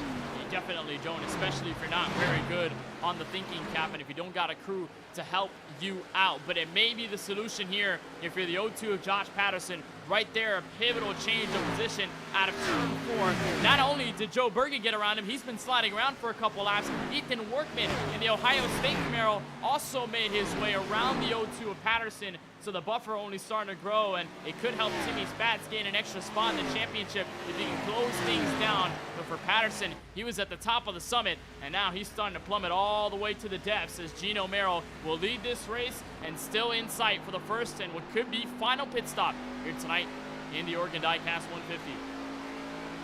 Yeah, Patterson has not had the speed on this long run, and you see White has been able to sort of keep tabs on that 71, and that's all he needs right now. He doesn't have to be on his back bumper at the moment. He just has to make sure he's in his windshield big enough to be able to pounce in the closing stages of the race. We still have a pit stop to go. When they decide to come down pit road is going to be now, because there you see White is going to pull into pit road on lap 58. He's going to stomp on the brakes, and he's going to get to pit road speed by that cone. And he down pit road 50 miles an hour here at Homestead-Miami Speedway. He's going to look for his pit sign, turn in, make sure he doesn't overshoot his pit stall, get service, have 4 tires, get some fuel to make it to the end of the race, and he should be good to go. He should have enough fuel to make it to the end. And of course, if a caution comes out between now and the end, no matter at what point, I think he'll probably come back down and top off and maybe get some tires if it's late enough. We'll see if Merrill responds. And out of turn 4, he's not going to. And I think this is actually probably the right call, even though the 26 is going to get the undercut on these guys. If you pit immediately afterwards, that automatically gives the guy the advantage, because you can't do much with 1 lap better tires, but they can pit a lap before you, and they gain so much time and you'll barely gain anything back. I think you might see these guys go 2-3 laps longer at least to try and use newer tires on the rest of the next run to try and catch it back up, or run it dry, which at the end of the day is only 5 more laps. Definitely could be the case, and Merrill may look to do that now that he's in clean air. He's got the race lead. Why not try the strategy that could get you to the championship lead at the end of it? The problem here, though, is that Garrett White had a very solid exit out of pit road, merging back to turn 2. He's catching up to Josh Patterson, who is right now in 3rd on the lead lap. Maybe sooner than later, we could see him catch up and unlap himself. But speaking of which, Gino Merrill has already struck down pit road. That gives the lead to Joe Berge. So bring the championship 4 drivers onto pit road. Gino Merrill right there in his stall waiting for service. And if you look back to the leader before pit stops, Ryan Tinsley's already gained half of his lap back. He's over 17 seconds behind the race leader of Joe Berge. And there you see Timmy Spatz was a little bit slow off turn 2, maybe had a moment there, or maybe just exiting pit road now, not exactly sure. Doesn't look like he has new tires. He's running in the 11th position. Actually may have pitted. He may have come down pit road, actually, for that matter. So just coming off pit road is your other championship driver. So we still have 1 championship driver left to pit, and that's the O2 of Patterson. Probably hoping for a caution, maybe trying to use fresh tires at the next point in the run. We'll see if that works out for him, but he's definitely not had tire wear in this run work in his favor. And I think going into 3, you saw him run at the bottom. I think he might come down pit road. There you see the 83 of Berge. He's going to come down pit road at least. And Patterson's going to come down as well. So Patterson, the last of the championship drivers to come down pit road, most likely will be his last in the championship order, at least when the run starts. We'll see what he's able to do in the next 38 to try and change that. And that move, Garrett White, the undercut, has given him now the theoretical championship lead when things will ultimately cycle out. There's a look at Joe Berge and Josh Patterson making their stops on pit road. Thankfully, none of the championship drivers had any problems making it to pit road speed limit, so we don't have any developments there on pit road speeding penalties from any of the 4. So that is good news. Nick Peniello just behind the 25 of Ethan Workman, almost went for a full-on spin. I believe he corrects the car. Indeed he does. And that is a heart stopper. Under 40 laps to go. That could have brought out a pivotal caution as Patterson was coming out of pit road. If that happened a lap earlier and it was a caution, I think Patterson would have been very ecstatic about that. But we'll get a replay here. We saw Patterson exiting pit road just there. And it looks like this 52 had been loose for a couple of laps. I saw him sliding a bit, and he even got caught up by some of these drivers. You see some rear end damage there, so probably not a lot of downforce on that race car. And maybe on cold tires too. I think he is on cold tires because he's just going to slide it, and he's going to drift through the corner. Not the fastest way on the racetrack, but an incredible job to keep it within the lines and able to keep it put in the right direction and still going strong, keeping the race under the green flag. There you see the 26. of Garrett White. He's working his way down the backstretch into turn 3. And there's the 25 of Workman with the 83 of Berge. They're going to be battling each other for position here. I think Berge trying to unlap himself, actually, and he will do so. So Workman yet to come down pit road. You have to go back about 12 seconds to Wyatt Tinsley. There you see the 26, and now your race leader is going to come down pit road. The last driver yet to make a pit stop. Workman goes to pit road on lap 65. And Ethan Workman is the final driver of the many on the lead lap to come down pit road. He went about 43, 44 laps on his stint, and now Workman will ultimately complete the cycle. Wyatt Tinsley will be back in the race lead. Aiden Kirker will follow through in second, and with the undercut, Garrett White, a 2-lap difference from him and Gino Merrill, who currently resides in 6th. Garrett White will ultimately hold control here of the championship lead in the virtual Homestead-Miami Speedway. So rather clean green flag pit stop sequence, and we'll probably be keeping an eye there. And I think, Francisco, I put it just before the stops and said, if you're any one of these championship 4, you got to make sure you do it as perfectly as you can. I'd say that was a pretty good pit stop for all 4 of them. None of them having any major issues, none of them sliding in front of those stalls, none of them having any major hiccups. It looked like all of them were able to execute that stop perfectly, check off that box, and now it's all about just either waiting for cautions if you're in a certain scenario or hoping this race stays green. And right now, with most of the field being spread out, we might have a green flag run here. Of course, you can't rule out the caution flag, as we're just past the 100 miles mark in this race. We have 50 miles left before we decide the champion and the race winner of this event. But what I am noticing, Kenneth, is that the 71 did pit later than the 26, so he might start catching up to the 26, and we might have a battle for position there as far as the championship is concerned. There you see Ryan Zabel, your pole sitter, in the 5th spot. He's running back in the top 5 after struggling in that first run and having issues. And there you see TJ Lair right behind him. I believe he's up in 6th right now, so good job by the 85 to work his way through the field and able to get good track position. And he's going to try and see if he can pounce on for that position. Actually, no, he's not on the lead lap according to the telemetry here. He's a lap down that 85, so forget what I just said about that. Well, a lot of drivers are on the lead lap here remarkably, so we haven't seen a lot of trouble here from Homestead, which is a good sign. Not a lot of drivers being taken out of this race. I think the only 2 that have been in trouble, rather 3 cars that have been in trouble that are now behind the garage. Matthew McDonald in the 96, we saw him go around in that incident involving Brady Cox and Austin Dorn. Speaking of Brady Cox, he's the 2nd car GNF'd here, 20 laps down on the racetrack. And then there's Kelly Hyatt in the 727. He is the last car out of it. He ended up towing it after stopping out of the... Actually, there was 1 car around there on the front straightaway. Nick Pena in the 52 is around. Caution. And just over 30 laps to go. We get a caution. And that is going to change this race. Because what do you do now? You have to... most of the field has 2 tire sets remaining. We know Joe Berge has 1 set remaining, so I think we're going to see him stay out. But... interesting development here. We're going to have a caution, 30 laps to go. Do you leave yourself 1 set left to the end of the race? And hard contact with the 57. And you have to wonder, he was locking it down. I think he might have been fine if he didn't get hit there. We probably could have stayed under the green flag. We'll ride on board here with Nick to see how it looked like from his car. Then we'll get a look from that 57 of Fuller to see what it looked like there. And just straddling the scene, was aggressive on the throttle. It's going to go around on him. He thinks he's good, and then he gets slammed in by the 57. So let's go now with Fuller so we can see what he saw trying to avoid this 52. There you see them now going into 3 and 4. Fuller's going to be about a second or so behind. And there you see now the 52 get loose. He's seen the 52 spin up the track. He thinks go low, go low, go low. And just the 52 never spun up high. He was in the throttle with enough brakes to make the car come off of the wall and go down the racetrack trying to get off the surface. Unfortunate for both of those guys there. They're probably done with some heavy damage, but you see most of the leaders I think actually have stayed out here except for Wyatt Tinsley. I think Wyatt Tinsley came down pit road, Kenneth, and that's crucial. You see Aiden Kirker also, and Josh Patterson in championship contender. Josh Patterson in on pit road, so is Timmy Spatz. So split decisions by your championship contenders. Patterson, Timmy Spatz using a tire set right here. I think they'll have 1 more left. If I'm not mistaken, they have 1 more left. And I think White and Merrow, they still have 2 sets remaining, so they have elected to stay out. They're going to have track position, and a lot of the field came in, so I think this might actually work out for Patterson and Spatz if they get a long enough run between now and the end of the race. I think this is interesting, Kenneth.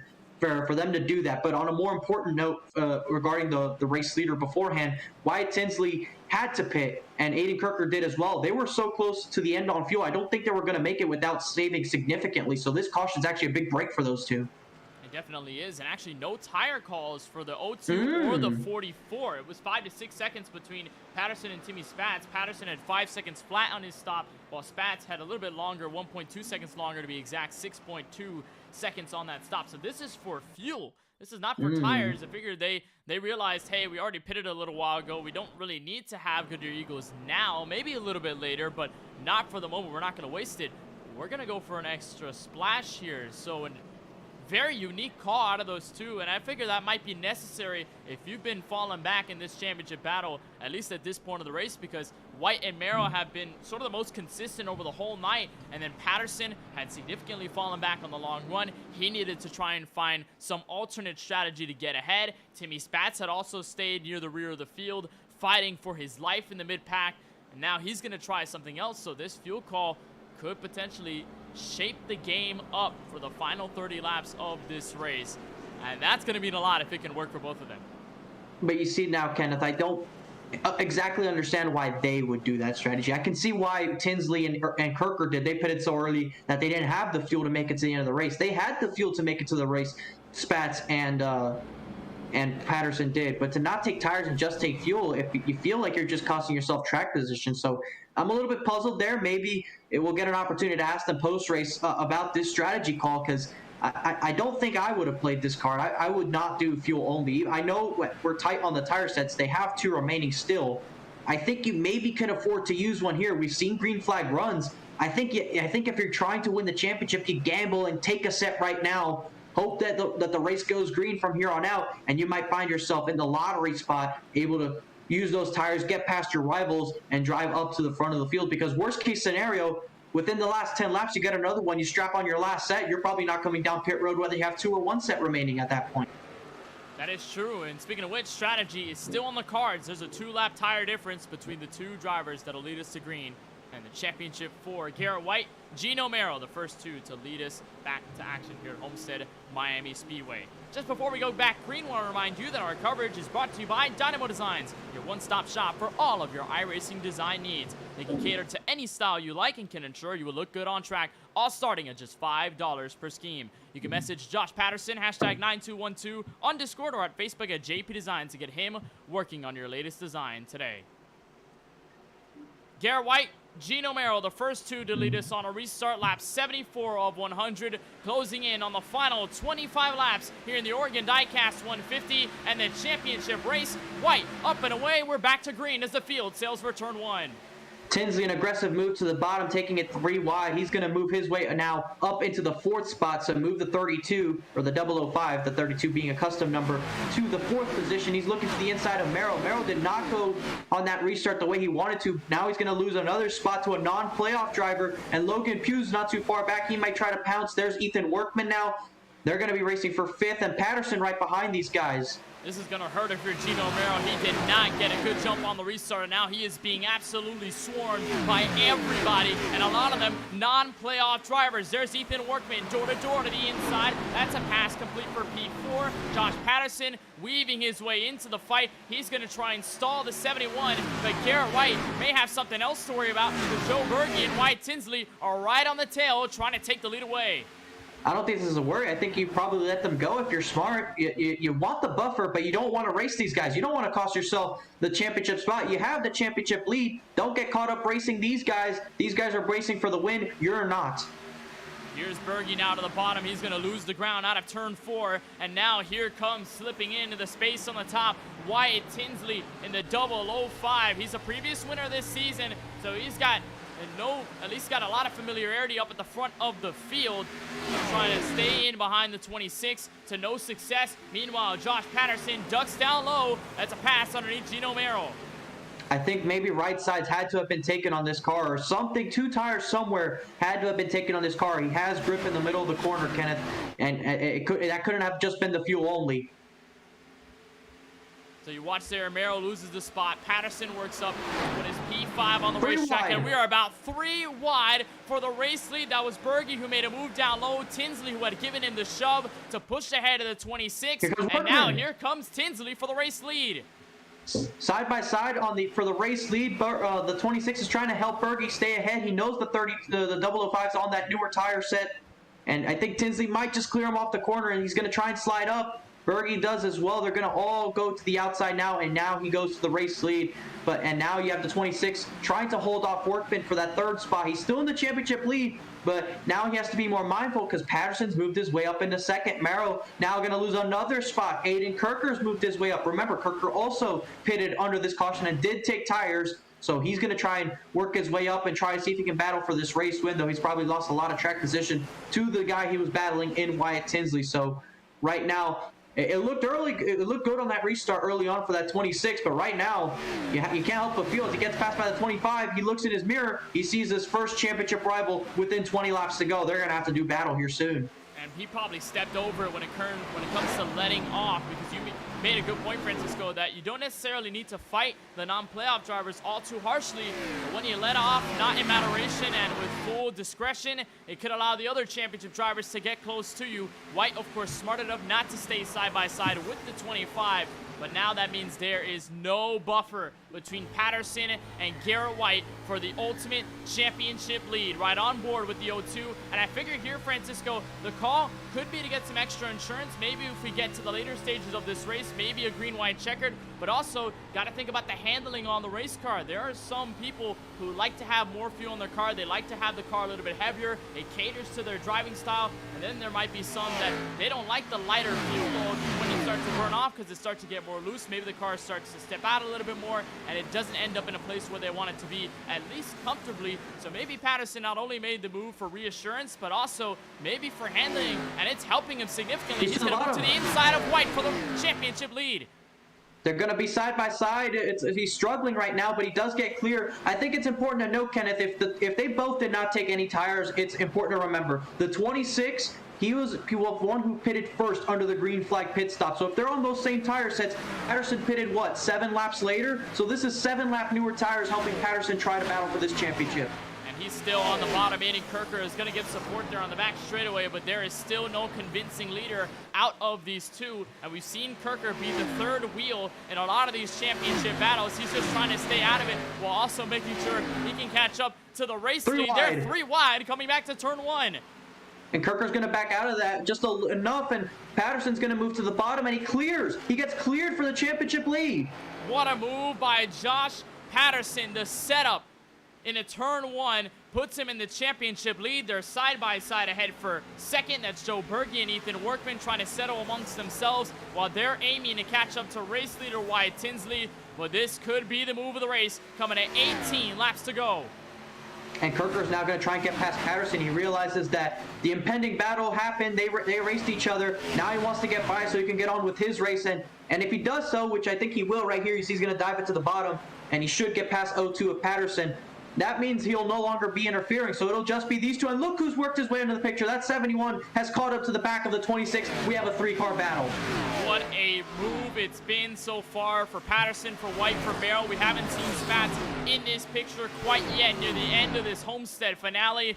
But now bringing the 71, one of the drivers who's been most dominant out of the championship for all evening long. And while the 26 and the 02 were doing battle, it invites this 71 up to the front. And also take a look at another driver who's in this mix, Ryan Martin. We saw him getting into the 06 of late picks into the outside wall on the first caution here at Homestead-Miami Speedway, and now he's up to P8. Of course, Brayson mentioned that he got a promotion to being one of the main co-owners of the series, of the whole WORC dynamic.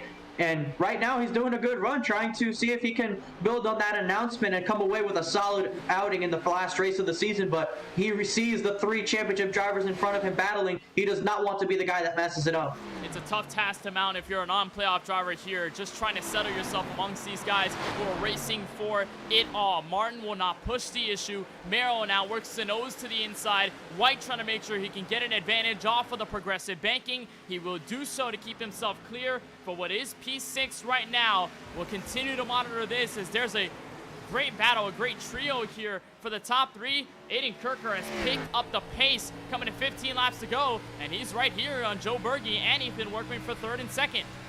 Oh, and a block there by Berge. All the way below the apron goes Aiden Kirker. You saw the 83 move down low to try to prevent the 39 from passing. Remember, Kirker has the same tires as your race leader, Wyatt Tinsley, so he is a little bit faster than these guys. He wants to finish at least P2 because it looks like P1 might be out of the question if this stays green. The 71 back to the inside of the 26, but I think it's important to note, Kenneth, the 02 of Patterson hasn't pulled away. He has not been able to pull away from the 26, so it is still all to play for with 14 laps to go when they cross the line.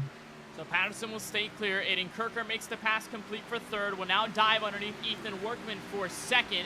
It's been a great move up for the 39 U.S. Army Camaro, but what does he have left for Wyatt Tinsley? It's more than 4.1 seconds between Kirker, who's now moved up into P2, and Wyatt Tinsley, who's now aiming to end up in turn 3. And getting around a lap car here looks like the 700 of Hyatt, who had been out of this race for a little while, now back onto the racetrack. So Tinsley looking to run away and capture his 2nd win. A WORC Dynamo Designs National Series. They're about 3 wide for the championship lead. That was a big move by Garrett White, and now here comes Merrill for the taking. Almost making contact. Merrill's going to back out and go back to the top. It looked like Patterson just drifted up a little bit to block the 26 from creeping up to his outside in the middle of the corner. That was very impressive, but I think that 02 is starting to struggle on that long run like we saw in the first run before we had the green flag pit stops. He is struggling. Merrill is looking like the fastest one on the racetrack because that was exactly the case. Merrill saved his tires. He was one of the last ones to pit. I think the 26 and the 02 have struggled with saving their tires, and the 71 has done the best job of doing so, and right now it is starting to go into that sort of lap range where we saw the 71 kind of work it into effect. He gets by the 26. Now he's going to have a clean shot at the 02 of Patterson. It took about 20 laps for the tires to come in. That's exactly how long it took on the last run. And there could have been a worry there if you're Merrill consistently staying to the inside of Garrett White and not making that pass complete. There could have been a scenario where if he had stayed there long enough, his tires would wear out and he would not be able to make that pass. But fortunately, he's able to slide ahead of the 26. But a smart move here, Francisco. Patterson is not letting the other 2 championship drivers remain in clean air. They're trying to change lines, but every time Patterson notices Merrill or White taking the inside or the outside, Patterson follows. He wants to make sure this route is as hard as possible for the championship lead. And you saw right there, right to the rear bumper, the 71 went, just had to back out of it and do something different. And you see the 26 and the 9 are still battling, so White is struggling to keep position and trying to latch onto these 2. We'll see what the 71's willing to do. We're coming to 10 laps to go, Kenneth. As the race continues to wind down, the 71 is going to have to get more aggressive if he wants to get by. Definitely so. I believe a car hit the outside wall, but we will stay green. We are closing in on the final 9 laps. Here's a nose down low. Gino Merrill for the lead of the championship. Patterson will work all the way up high to the outside wall. Merrill will clear. He's going to slide up, but Patterson's going to have to run off the corner. You see a slow car there. Cross over to the bottom. Patterson slides to the inside. You're going to have the inside spot going into turn 3. Will he try to slide up? It doesn't look like that's going to be the intent. If he's able to stay, he's actually going to try to do so in the middle of the corner. That wasn't smart because the 71's going to get by. He has the outside. 71 now has to check up. They'll be door to door going down the front straightaway. The 26 is clear. He might try to take it 3 wide. He won't. He'll back out of it. Side by side, they'll remain in 1 and 2. They are even for the championship lead in 1 and 2. And Garrett White has found the last hope. It looked like he was going to get passed by Ryan Martin and things were going to be all said and done. But now that these 2 are side by side, White will push ahead, will fill the space. He's going to get by the 02 in turn 3. And he doesn't go right back to the wall. I mean, in 3 and 4, the outside isn't as good as it is in 1 and 2, but he found speed up there. If I were this 26, I would die losing this championship running that line that he found speed. You see Patterson in the 9 almost making contact, but he's going to lose that ground. The 02 just struggling on the long runs. And if I'm this 26, you have to run that line. It's been the one that's working. You have to do something. Stay this close to the championship leader by the time the white flag comes out, and then it's all fair game from there on out to try and win it. We're closing in on the end of the race. We'll be hitting 7 laps to go when we come across the line. And look at the contrast with Ryan Martin in the picture. Garrett White had almost been passed by that 9 car multiple times as he was running the top, was able to hold him off, but now he's loose. It'll open the door for Martin to work to the inside. But what I was going to point out was that Martin had officially cleared the 0-2 of Patterson without much work. So at this point, Ryan Martin is in the middle of a heated championship battle. Garrett White will tuck up right to the outside safer barrier, but could this be the buffer that Merrill needs to hold on to the championship?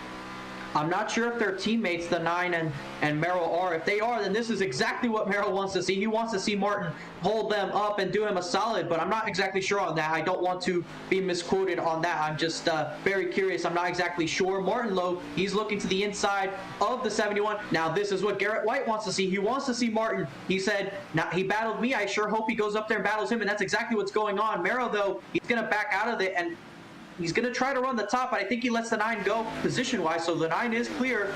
So it does invite the 26 back into relative distance, and we're going to have 5 laps to go when they come across the line. Patterson almost a second behind in a couple of moments here. I think he's out of it unless the caution comes out. Timmy Spatz has fallen down to 11th. He's been struggling all night long. Wyatt Tinsley with a huge lead, 8 seconds on Aiden Kirker. I think it's his race right now. He's trying to make it back to the white flag to ensure no caution interrupts himself for the race win. And Tinsley, ever since he had stayed out on a caution where a majority of the field had gone down pit road, ever since then it has been Tinsley's race to lose. He has been clear up at the front. He's been working through lap traffic with ease, and he's looking to grab his 2nd win in this WORC Dynamo Designs National Series. We are coming down to 4 laps to go in this Oregon Diecast 150, and the battle for the championship is still on because ever since Ryan Martin got around the 71, Merrill hasn't really been able to clear that 26. They're still close to each other as they head back for turn 1, a couple of lap cars in front.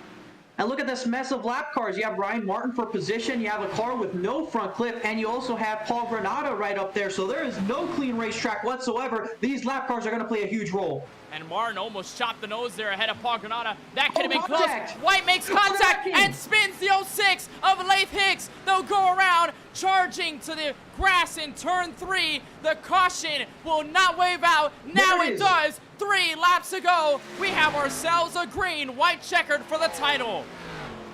Wow. Unbelievable. I can't believe that just happened, Kenneth. I'm not sure what occurred there. That 06 of Laith Hicks was running without a front clip, and I'm not sure if the 26 misjudged the closing rate or what happened, but they made contact that certainly shouldn't have been happening in that situation. I'm not sure whose fault it is right now. We're going to get a look at it and see exactly what happened. The 71, he was darting to get by this 06. You see it on the inside, then he's going to shoot to the top as soon as he gets clear. But you see no front clip. He's slower on the straightaway. I don't think the 26 knew where he was going to go. It didn't look like it was obvious, and they made contact. I think, obviously, if you're Garrett White, you're going to be very upset that that car was there instead of pulling down to the bottom and letting the championship leaders go. That's probably the objectively right thing to do. But if you're also the 26, he's staying up top, and he's not really moving, so he kind of held his line. So it's not like he was making it unknown. I just think the Garrett White thought that car was going to pull down. You see a slight move down, but it doesn't really go anywhere after that. So I think both drivers played a role in this incident happening. But the bottom line is, I think the championship hopes of this 26 are done.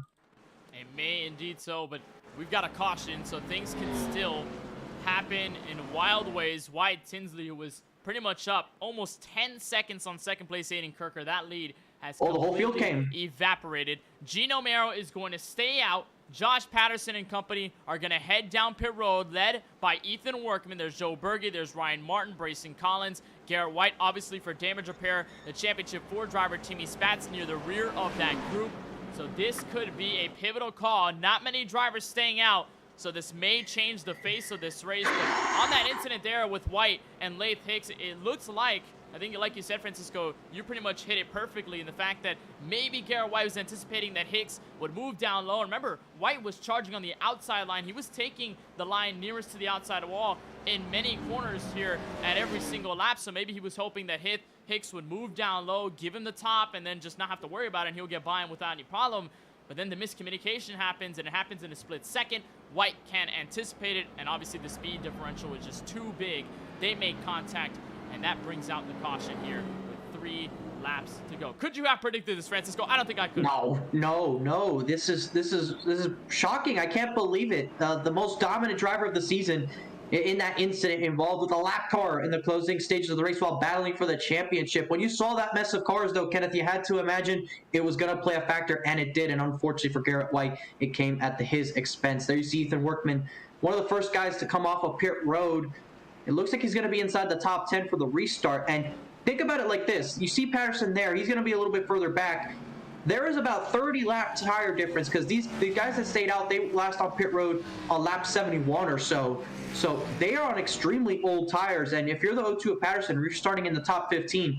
He's actually going to be in the 7th spot. So really good position if you're the O2 of Patterson. It's only 2 laps to go. But with 30 lap tire difference, Kenneth, I think he still has a shot. And with him starting on the inside with P7, it could help him make it 3 wide and then just work that bottom lane and just use it to rail all the way to the front. If he ends up in a perfect scenario, also, he doesn't have a lot of time, so the tire difference will help him. It'll help him gain position, but not sure if it'll be good enough for the race win. Maybe it's good enough for the championship just because Gino Mero, who stayed out, he's in 3rd, only about 3 or 4 positions, give or take, between himself and that O2. So Patterson may have found himself in the right place at the right time, and this, I think, is Josh Patterson's sweet spot right here, at least what we've seen so far here in this race. The short runs have been doing him so well. It's the long runs when you step into 20, 25, 30 laps on a run, that's where he really starts to struggle. His car really starts to fall off. So when you put him in a situation where it's only 2 laps, maybe 2.5, I think you put him in the best case scenario to be as fast as he could be, because that's where he's been the best all race. I think it's going to be important. As far as the race win is concerned, it's going to be important to watch the 25's restart. He's the first driver on 4 tires, and Joe Berge in that 5th position also on 4 tires. The top 3 have all stayed out. They're trying to hope that they can make this work. It's going to be tough because restarting on old tires, especially at the surface that Homestead has, they're going to be spinning the tires like crazy on this restart, and it's going to be up to the others who have the grip. Make sure don't run into the back of somebody. And I think that's especially important if you're Patterson. Don't run into the back of somebody. I don't think the 71's going to have that issue because he's behind the leader. Usually the leader will be the first one to go, so it's more of a reactionary instinct there instead of trying to anticipate like usually in the further back of the field. So if you're Patterson, don't run into the back of the car in front of you. That's going to do you in. So I think you have to be patient. You can roll the restart a little bit slower because you can still go about half throttle and still get a better run than them because you're on the newer tires. So you see right now accelerating and braking, trying to build some heat for this short run. Oh man, Kenneth, this is going to be a crazy 2 laps. Do we have another caution? I'm not sure. Maybe we get it. We've got the whole field doubled up. Wyatt Tinsley, Aiden Kirker running for the lead as non-playoff drivers. We'll monitor Gino Mero versus Josh Patterson and everybody else. Green flag back in the air for what could be the final time in the Oregon Diecast 150. And that's a beautiful jump by Gino Mero. Here comes Joe Berge and Ethan Workman to make it 4 wide. Berge squeezing through the middle bottom lane, and he's going to get ahead of the 25. Patterson's coming on the top just for the championship right here. That was so quick a move by Patterson. Could give him the title in a 3 and 4. Tinsley's holding on to the race lead, but can he defend against a charging Joe Berge? Patterson up to the very top. Berge going to make a crossover. White flag out from Homestead. They're all about to wreck in the back. Look at the block by the 83 on the 25. They're on the same tires. They're almost making contact. Here comes the 32. They're 3 wide for the win. The 32 in the wall. Patterson's coming behind. We'll see if they can make a move for the win. Door to door for the win. Patterson, actually the 83 is going to get loose. He's going to spin off turn 2. Patterson has to go to the apron to avoid it. The 83 is out of it. They're going to go 3 wide for 3rd, but it's all on the O2 of Josh Patterson. Consistency marked his season. Won 1 race on dirt. He's going to finish 2nd here tonight. Ethan Workman is going to come home to win the race. They're going to wreck off 4, but Josh Patterson is your WORC Dynamo Design Series champion. Can you name name, Cinderella Ethan Workman, to the win for the very first time. And the tire call works with flying colors for Josh Patterson. He's your 2022 WORC Dynamo Designs National Series champion. What a race, what a finish. There's Aiden Kirker spinning on the rear side. Couldn't do anything in the final laps. Timmy Spats to congratulate. Garrett White, who comes home 5th, is 2nd in the championship officially, or at least unofficially right now, barring any official calls to end this race. Timmy Spats ends up 3rd in 9th, and Gino Mero, who had made the call to stay out, finishes 10th, and he suffers the utmost heartbreak. The last driver in the championship to finish, as Ethan Workman celebrates from Homestead his first win this year. And there's Josh Patterson to make it to the duality of racing. A non-playoff spoiler for his first career victory and a champion. Incredible. Kenneth, I think it's safe to say that was probably the most intense final restart for a championship that you and I have covered together. Unbelievable. I think that stands. I would rank that ahead of LWRC. Yes, exactly. LWRC, the crazy championship finale that was between all 4 of them. And what did I say about Josh Patterson? Short runs are his strong suit, at least for tonight. That's where he's been his fastest. That's where he's dominated the championship for at some points, where he's been very quick. And that's all he needed. Just 2.5 laps with fresh rubber above everybody else ahead. And it took him barely half a lap, too, Francisco, to get around Gino Mero. It took him 2 corners, as Workman and Berge had made it 4 wide. I'm not sure how they got there clean out of turn 2, first of all, to start. But I think we should watch this again. There's Workman and Patterson celebrating. We're going to take one last look at this restart. I mean, you've seen before in real life, Kenneth, they go 4 wide on these restarts when you have tire differences, but the fact that they were able to go as clean as they did is impressive more than anything. It's very hard to go 4 wide with guys on older tires and make it work, and that's exactly what happened. So here we go. This is coming to the green flag. Tinsley's your leader. Unfortunately, got caught up in a wreck on the final lap off turn 4, but here's the second view of it. I think we're going to try and take you through this. The pace car pulls off. There they go. He has a really good launch, able to get clear of Kirker. And from here on out, it's just going to come down to as soon as they get to the corner, that's where you're going to see the grip change. So there's a look. And look at the restart there by the 25 and the 83. 4 They're wide. able to split the middle and flush the 39 and the 71 single-handedly. And that right there helped Patterson, because it's 25 and the 83 had cleared away. It just led the space wide open for the 02 to just move on the outside. And as Merrill was stuck 4 wide, you can imagine he was probably slowing down, just making sure he can survive the mess to start.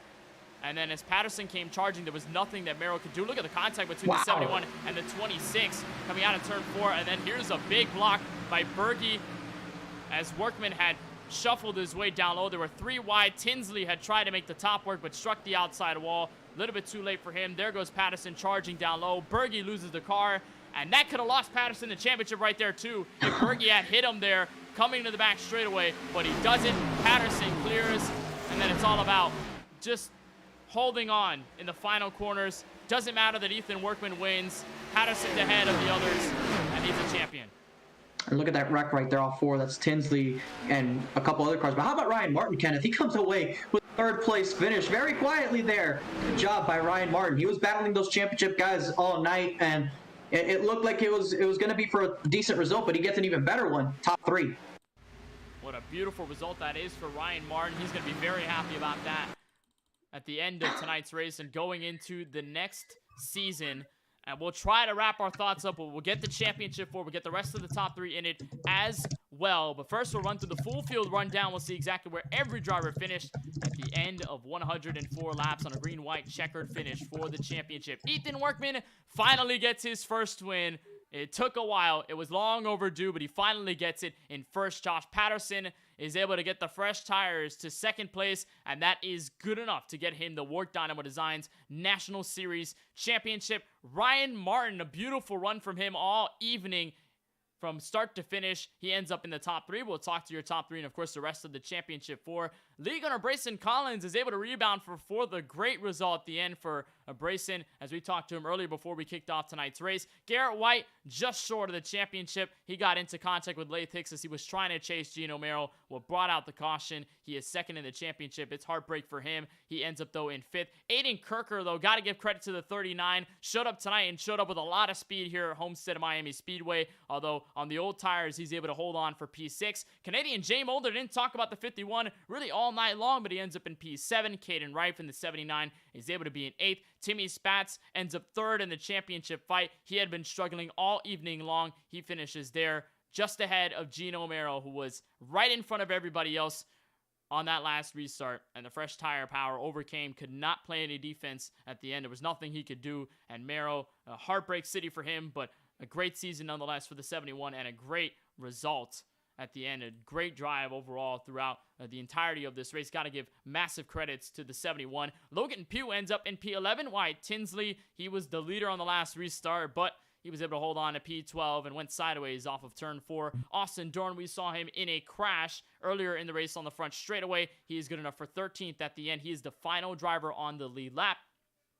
And then follows the 83 of Joe Berge, who had gone for a spin out of turn 2 on the white flag. He ends up 14th. TJ Lair wraps up a top 15 in the final race here tonight in the 85. He's also 1 lap down. Same deal for Cameron McCone and your pole sitter tonight, Ryan Zabot, in the 028 for McCone, and then the 10 for Zabot. Zabot finishes in 17th. Unfortunate thereafter. He had set a blazing time in qualifying to lead the field, just could not find the speed over the long run. Chase Gibbons in the 23 ends up in P18, the first car 2 laps down on the racetrack. Paul Granada did not have a good outing tonight from Homestead. He is 19th, 2 laps down as well. Bo Krebs in the 168, he wraps up your top 20, also 2 laps behind your race leaders. And then comes the final grid of drivers to P28 and last. Nick Pena in the 52 had struggled with handling near the end of the race and caused a caution there after spinning out of turn 4. Patrick Jenks ends up 3 laps down in 22nd. Laith Hicks had struggled with his car after getting involved in the first caution in turn 1. He ends up 23rd. Shane Fuller, who got into the spinning Nick Pena off of turn 4, he's 24th. Kelly Hyatt had gone for a stop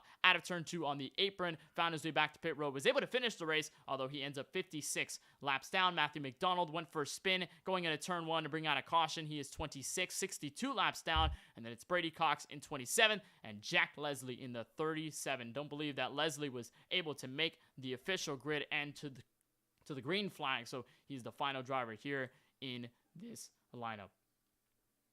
What is our time to go trackside and head to Victory Lane, where Ethan Workman finally gets his first win of the 2022 WORC Dynamo Designs National Series. And Ethan, I think I'm just going to give you the floor here, because so many times you had done well in intermediate style tracks, and on other tracks in the calendar you had posed to the rest of the field that you could go out and win races. The last piece in the puzzle just never fell for you, and it does here tonight. How do you feel winning tonight's event?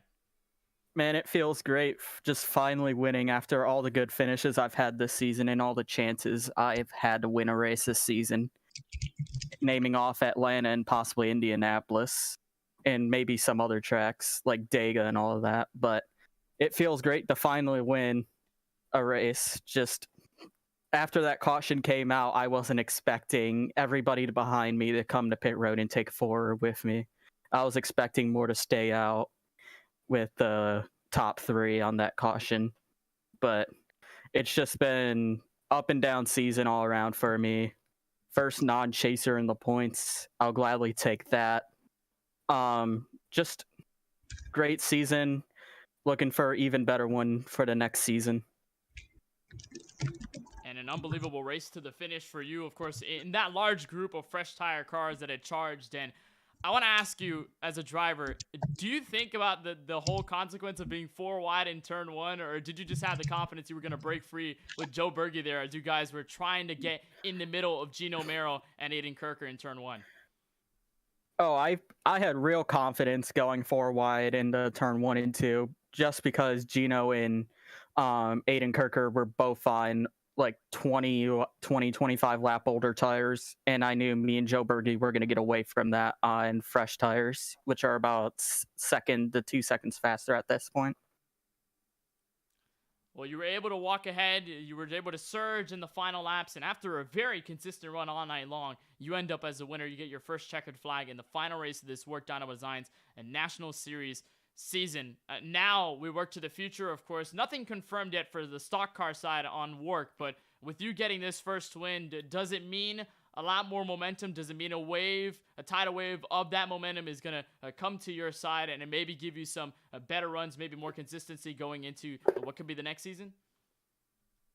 Oh, yeah, for sure. For the next stock car season, when Grayson announces it, I'm definitely going to go for that title next season in that series.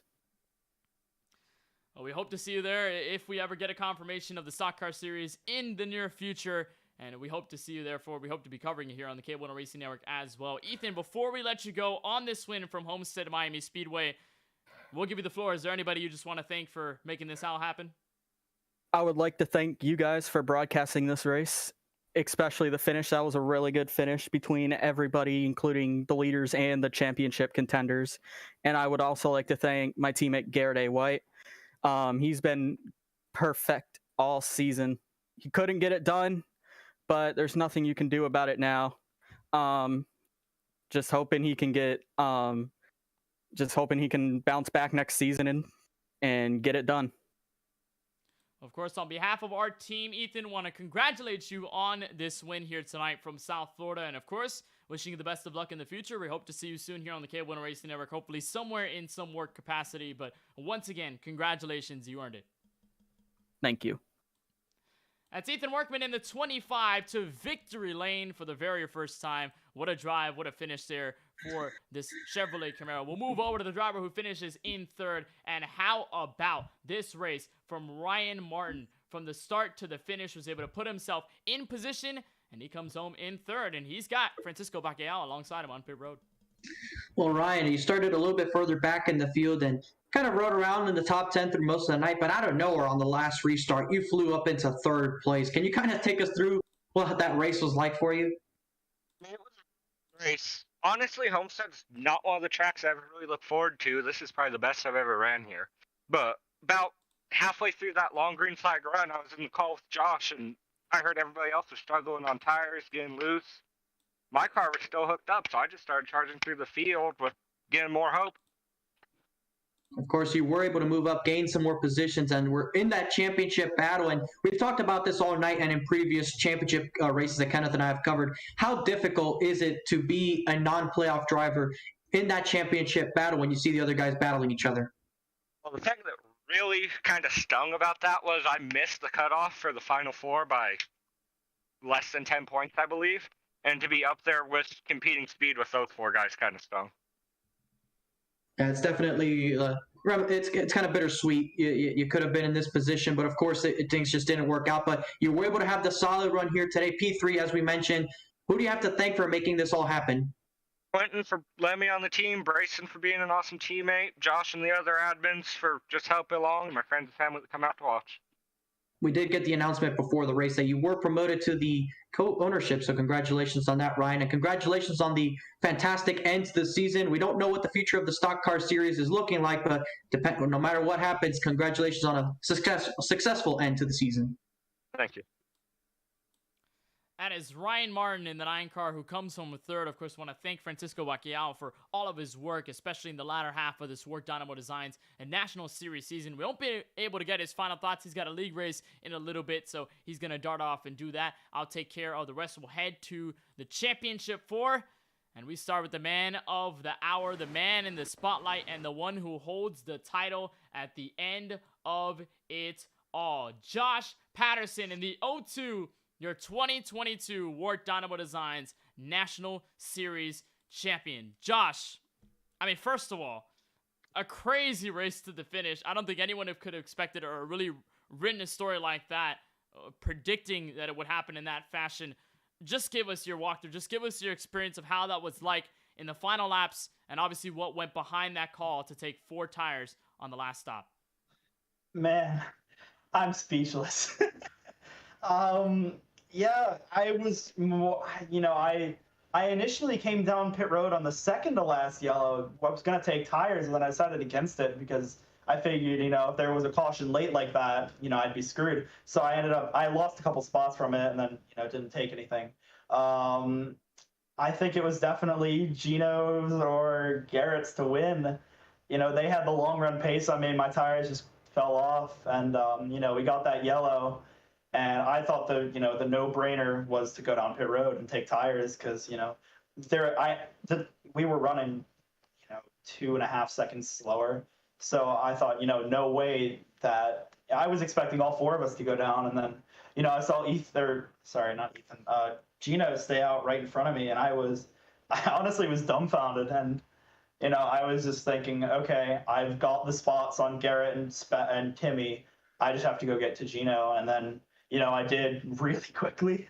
And then barely avoided Joe on that last lap. And, brought it home. So I don't know, speechless. An intense battle to the finish nonetheless, and there were 4 wide up in front of you. I can imagine how nerve-wracking that was, just hoping nothing would happen up in front. We were able to surge ahead and stay clean out of it all to end up as the champion. And I mean, just walk us through how it was to constantly adjust. It looked like you were between leader of the championship to second to third to fourth at some points, and then came in that green flag pit stop to end this race, obviously before all the cautions came out near the end. But how was it like to constantly adjust behind the wheel of your race car with the relativity of drivers around you in that championship 4 and where you were in comparison?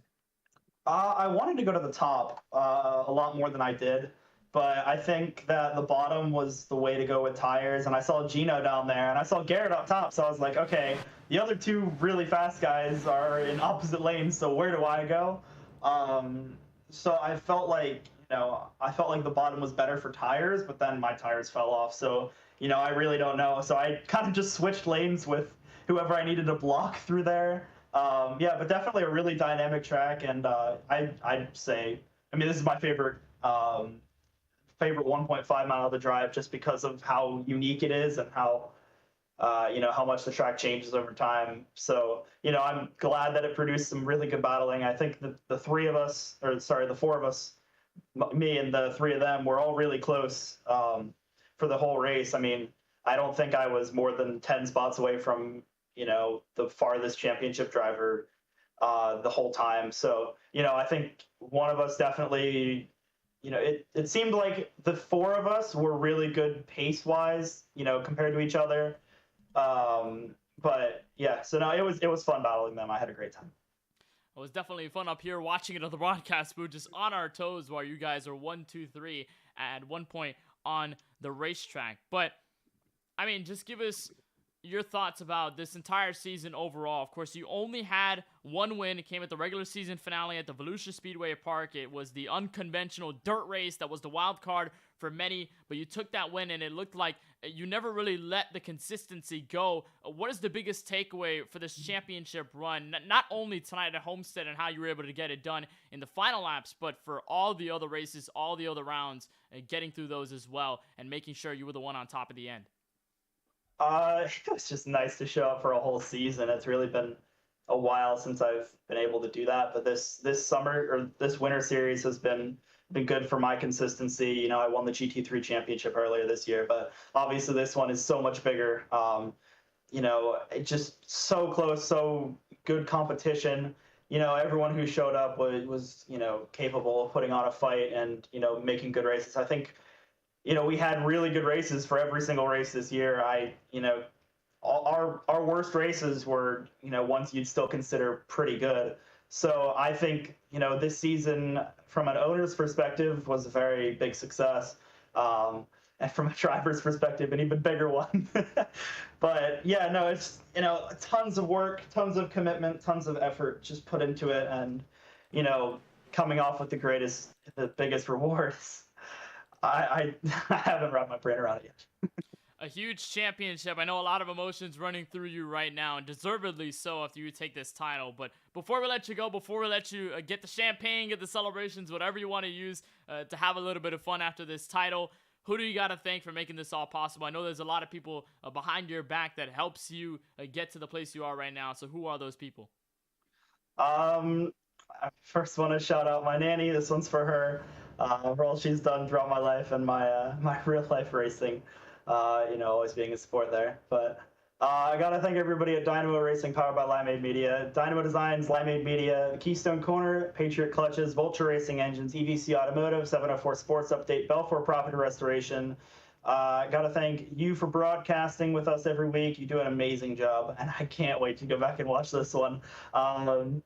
So I got to thank Brayson for running the league and letting me help him run the league. I got to thank every admin, every driver, everybody who, supported this league through this year, everybody who, just contributed in any way.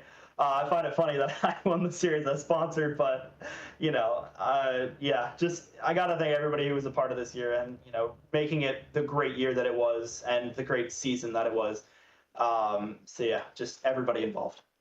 Well, just a little bit of advice. When you turn on that YouTube stream, if you go at least in the second half of the race, just make sure to turn the volume down, because Francisco and I, we raised the roof a little bit going loud. It was an intense final section of the race, but of course, I mean, it's fitting for how intense the racing was all the way at the end. You end up as the champion. Josh, on behalf of all of us here at the KBueno Racing Network, of course, we appreciate the kind words for our broadcast over the whole season, but we would just want to give you huge congratulations on this championship and overall the entire season that you were able to put together. And I know that the WORC Stock Car Series still not confirmed for the future, at least for right now, but if we end up in that capacity and covering that series, we hope to see you there, and we wish you the best of luck moving forward. Thank you for joining us, and once again, go celebrate that championship.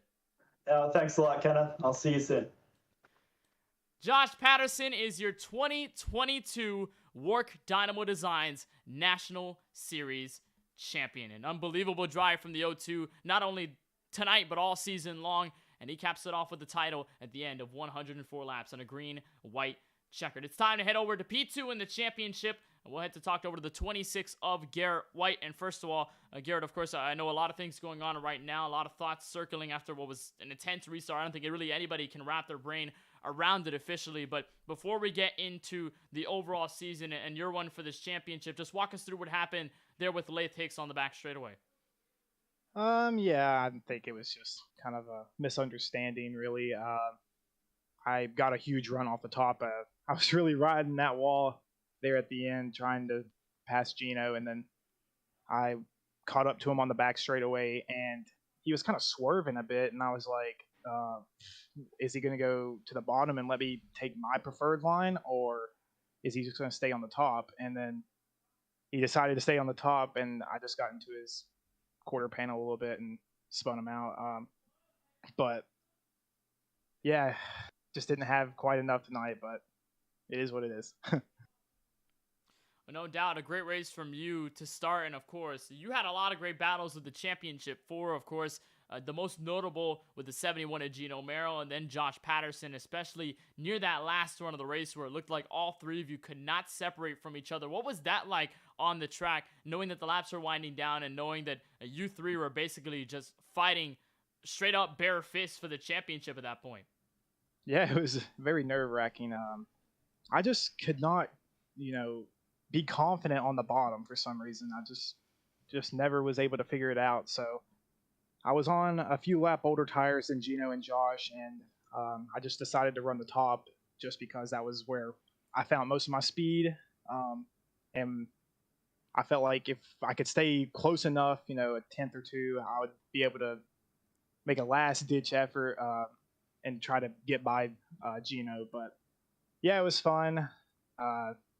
Like I said, it's disappointing, but we had a really good season. It was really fun battling Gino and Josh there.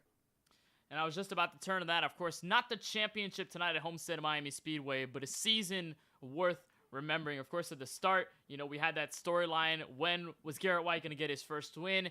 And then he got it at Bristol in the playoffs, and then you end up getting 4 wins on the campaign in the final stretch, including 3 in a row. The first driver in the season to even go 3 races consecutively going to victory lane. So what can you gather from what was a fiery season all the way to the end and overall this run for the championship?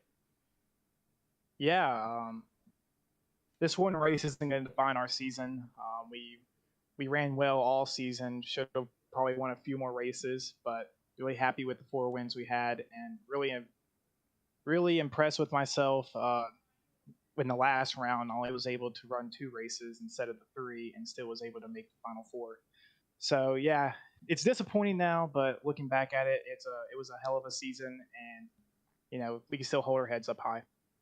Of course, a lot of credit given to you and this Toyota Supra for all the work done over the course of the season. A still great run all the way to this Championship 4 run tonight, and still a formidable resume to put into what may be the next WORC Stock Car Series when that ultimately gets confirmed. Garrett, though, before we let you go here from Homestead, is there anybody you just want to thank for making all of this and this entire season possible? Yeah, absolutely. I'd like to thank Whiteout Sim Racing. Congratulations to Ethan Workman on the win. A good team win there to close out the season. And I just want to, say hats off to Josh Patterson, man. He was consistent all year. He was right behind me when we won races. Probably could have won a few more as well. So he was a really deserving champion. And look forward to battling him next season. Well, hopefully we end up in some sort of capacity here in the KBueno Racing Network to cover the next WORC Stock Car Series or wherever the trail leads us here. We'll try to decide that we're bracing near the off season. But Garrett, of course, on behalf of our team at the KBueno Racing Network, want to thank you, first of all, for taking the time to talk with us, but want to thank you for showing up all season and giving us great racing and showing out just how good you were or good you are as a sim racing driver. And it's definitely fun to see you out on track, and hopefully in the next series that we end up covering, we hope to see you out there racing for the win each and every week. So again, congratulations on this big championship run, and we wish you the best of luck moving forward. Yeah, absolutely. Thank you guys so much for what you did this season, making us look good out there. I appreciate it.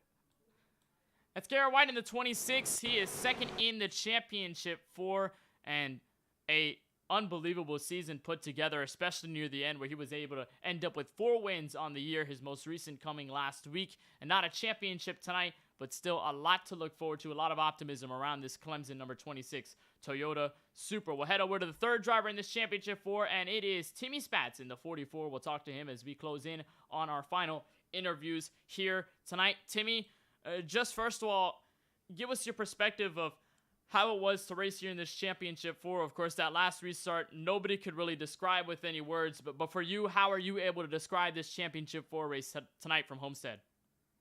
Yeah, it was pretty fun. The first part of it, I really wasn't a factor. Couldn't really find much speed.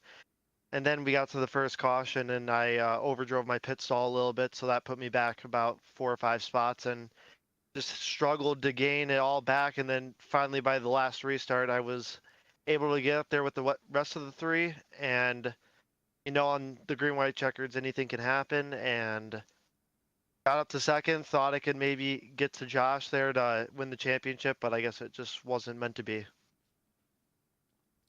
And of course, it looked like you were just trying to find your footing over the course of tonight's race. And obviously, you weren't directly involved in that trio battle for the championship a little bit later on in the event. But what did you try to do on the strategy book, or maybe alternate things in the car? What were you trying to do to make sure that you can just at least get as much speed out of this car as possible and give yourself that fight all the way to the very end?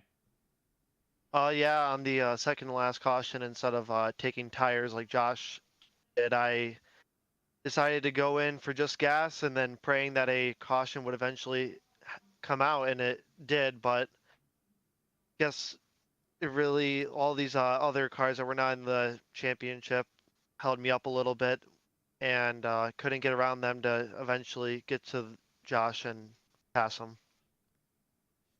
Well, nonetheless, I know despite this championship loss, this season, I think a lot of people could categorize you as the underdog. You didn't get a win this season. You were the only one in the championship 4 to not get to victory lane, but you still were able to point your way through the championship. And it looks like when the spotlight was on a certain amount of drivers, you were just able to sneak your way in. And still a lot of props to this charge for this championship 4. What can you take away from this 2022 WORC Dynamo Designs National Series season to potentially head up into the next Stock Car Series when that gets announced and run for a championship there too? Yeah, most of these guys I've never ran with, and throughout the beginning of the season, I really didn't know how this was going to work out. I did the Truck Series season last year and made it to the playoffs, but wasn't really a factor in many races. But this season, I was able to get up into the top 5, top 3 a lot of times and battle for wins. I know I didn't get to end up getting to victory lane, but I'm sure it'll come one of these days. No doubt, this may be the first step to it, Timmy. A fantastic season overall, not only on the racetrack, but from our perspective here at the KBueno Racing Network. Was amazing to watch you put up your performances on track each and every week. Before we let you go, Timmy, is there anybody you just want to thank for making this season and this championship run happen? I just want to thank Brayson for putting this league on week after week, getting good car counts upwards of 20 to 30 cars almost every week, and gotta thank the rest of the admins for controlling this league and making it fun to race. Well, we certainly appreciate the time, Timmy. On behalf of our team, of course, want to congratulate you on this season and ultimately this run to the championship. For a lot of positives to take away, and it was a lot of fun watching you battle on the racetrack this season. Hopefully we get to see you in the next WORC Stock Car Series or wherever we may end up finding you here on the KBueno Racing Network. But on behalf of our team, again, congratulations. Thank you so much for taking the time, and we wish you the best of luck moving forward. Yep, thank you, Kenneth. Timmy Spatz in the 44, not the night he was looking for at the end, but ultimately still a great season to put together, and the 44 was able to end up in the championship 4 with 5 top 5s and 5 top 10s to his credit. Actually, add on to the 5 top 10s, he's now got 6 top 10s on the season, so add up to 6 on that regard. We'll talk to the driver who ends up last in the championship 4, unfortunately, Gino Mera on the oldest tires on that restart, and everybody came around him very, very quickly as they were gassing it up to turn 1. Gino, I know it was very tough on that restart, old tires at the front. First of all, just give us a walkthrough of what was the call or what was behind the call to stay out on those old tires and just trying to stay out ahead what would be the final restart tonight. Honestly, just a mistake was mine. I mean, big thanks to Seth to spotting me throughout the race, mentoring me, and keeping my head in a good place throughout this entire 100-lap event. That was just totally my mistake. I mean, I thought he was gonna just stay out. I thought it was just gonna be one of those things where Green-white-checkered, stay out, and you know, I was just too far away from pit lane. I could have swerved left, but I didn't know if Garrett was there. And I thought if I swerved, I would have understeered into the tire area. It's just a really dumb and really huge rookie mistake on my part. I really did throw it away, but congrats to Josh. He definitely deserves it. But yeah, I'm just disappointed in myself. Well, nonetheless, despite what happened on that final restart, it is fair to say that doesn't define this entire race, because it looked like out of the championship 4, you had the most speed by far. It looked like when some of the other drivers maybe had some shines of spotlight, but you were always up there nonetheless. You were always at least in first and second, maybe third at some points, but you were always there up front. You were always running for the championship lead no matter what. So how were you able to muster the speed here at Homestead, and how were you able to keep it up over the course of what ended up being 104 laps tonight?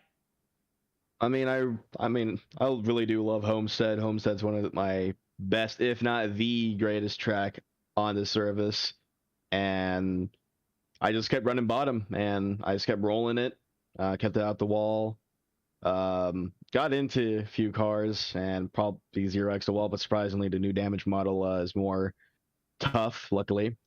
But I love this track, man, and it's definitely one of my best races since Vegas. And I just love this track. I was just tracking bottom, trying out new lines, kind of maybe going middle. Good racetrack, and hopefully I can race this next season once again to hopefully get some redemption. And Las Vegas, of course, the win that brought you closer to playoff battles by the time we closed up at Volusia Speedway Park. Also to add in 9 top 5s, and this would be your 13th top 10 of the season. I mean, for sure, a very good campaign overall in 2022. What are your takeaways? I know this championship was tough, but for the rest of the season before, what could you take away from what was the Gino Mero Championship 4 run this year? Honestly, it's just all about consistency. My head, like how I operate is just, whatever I can salvage in a race, no matter how bad, no matter how good, is what I'm going to be happy with. And, this is a fun league, and if not the best league that I've ever been in. Hopefully to do more big stuff, more official stuff after WORC, but I'm definitely going to race next season. But it was a fun season overall. Definitely redemption from last season. Got a win, thought I can get it here, but just ultimately failed. And now I got something to fight for next season.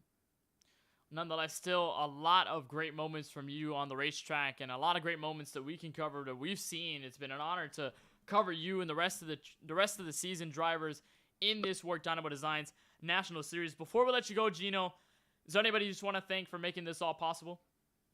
I just want to thank Chimera Creative for the paint scheme.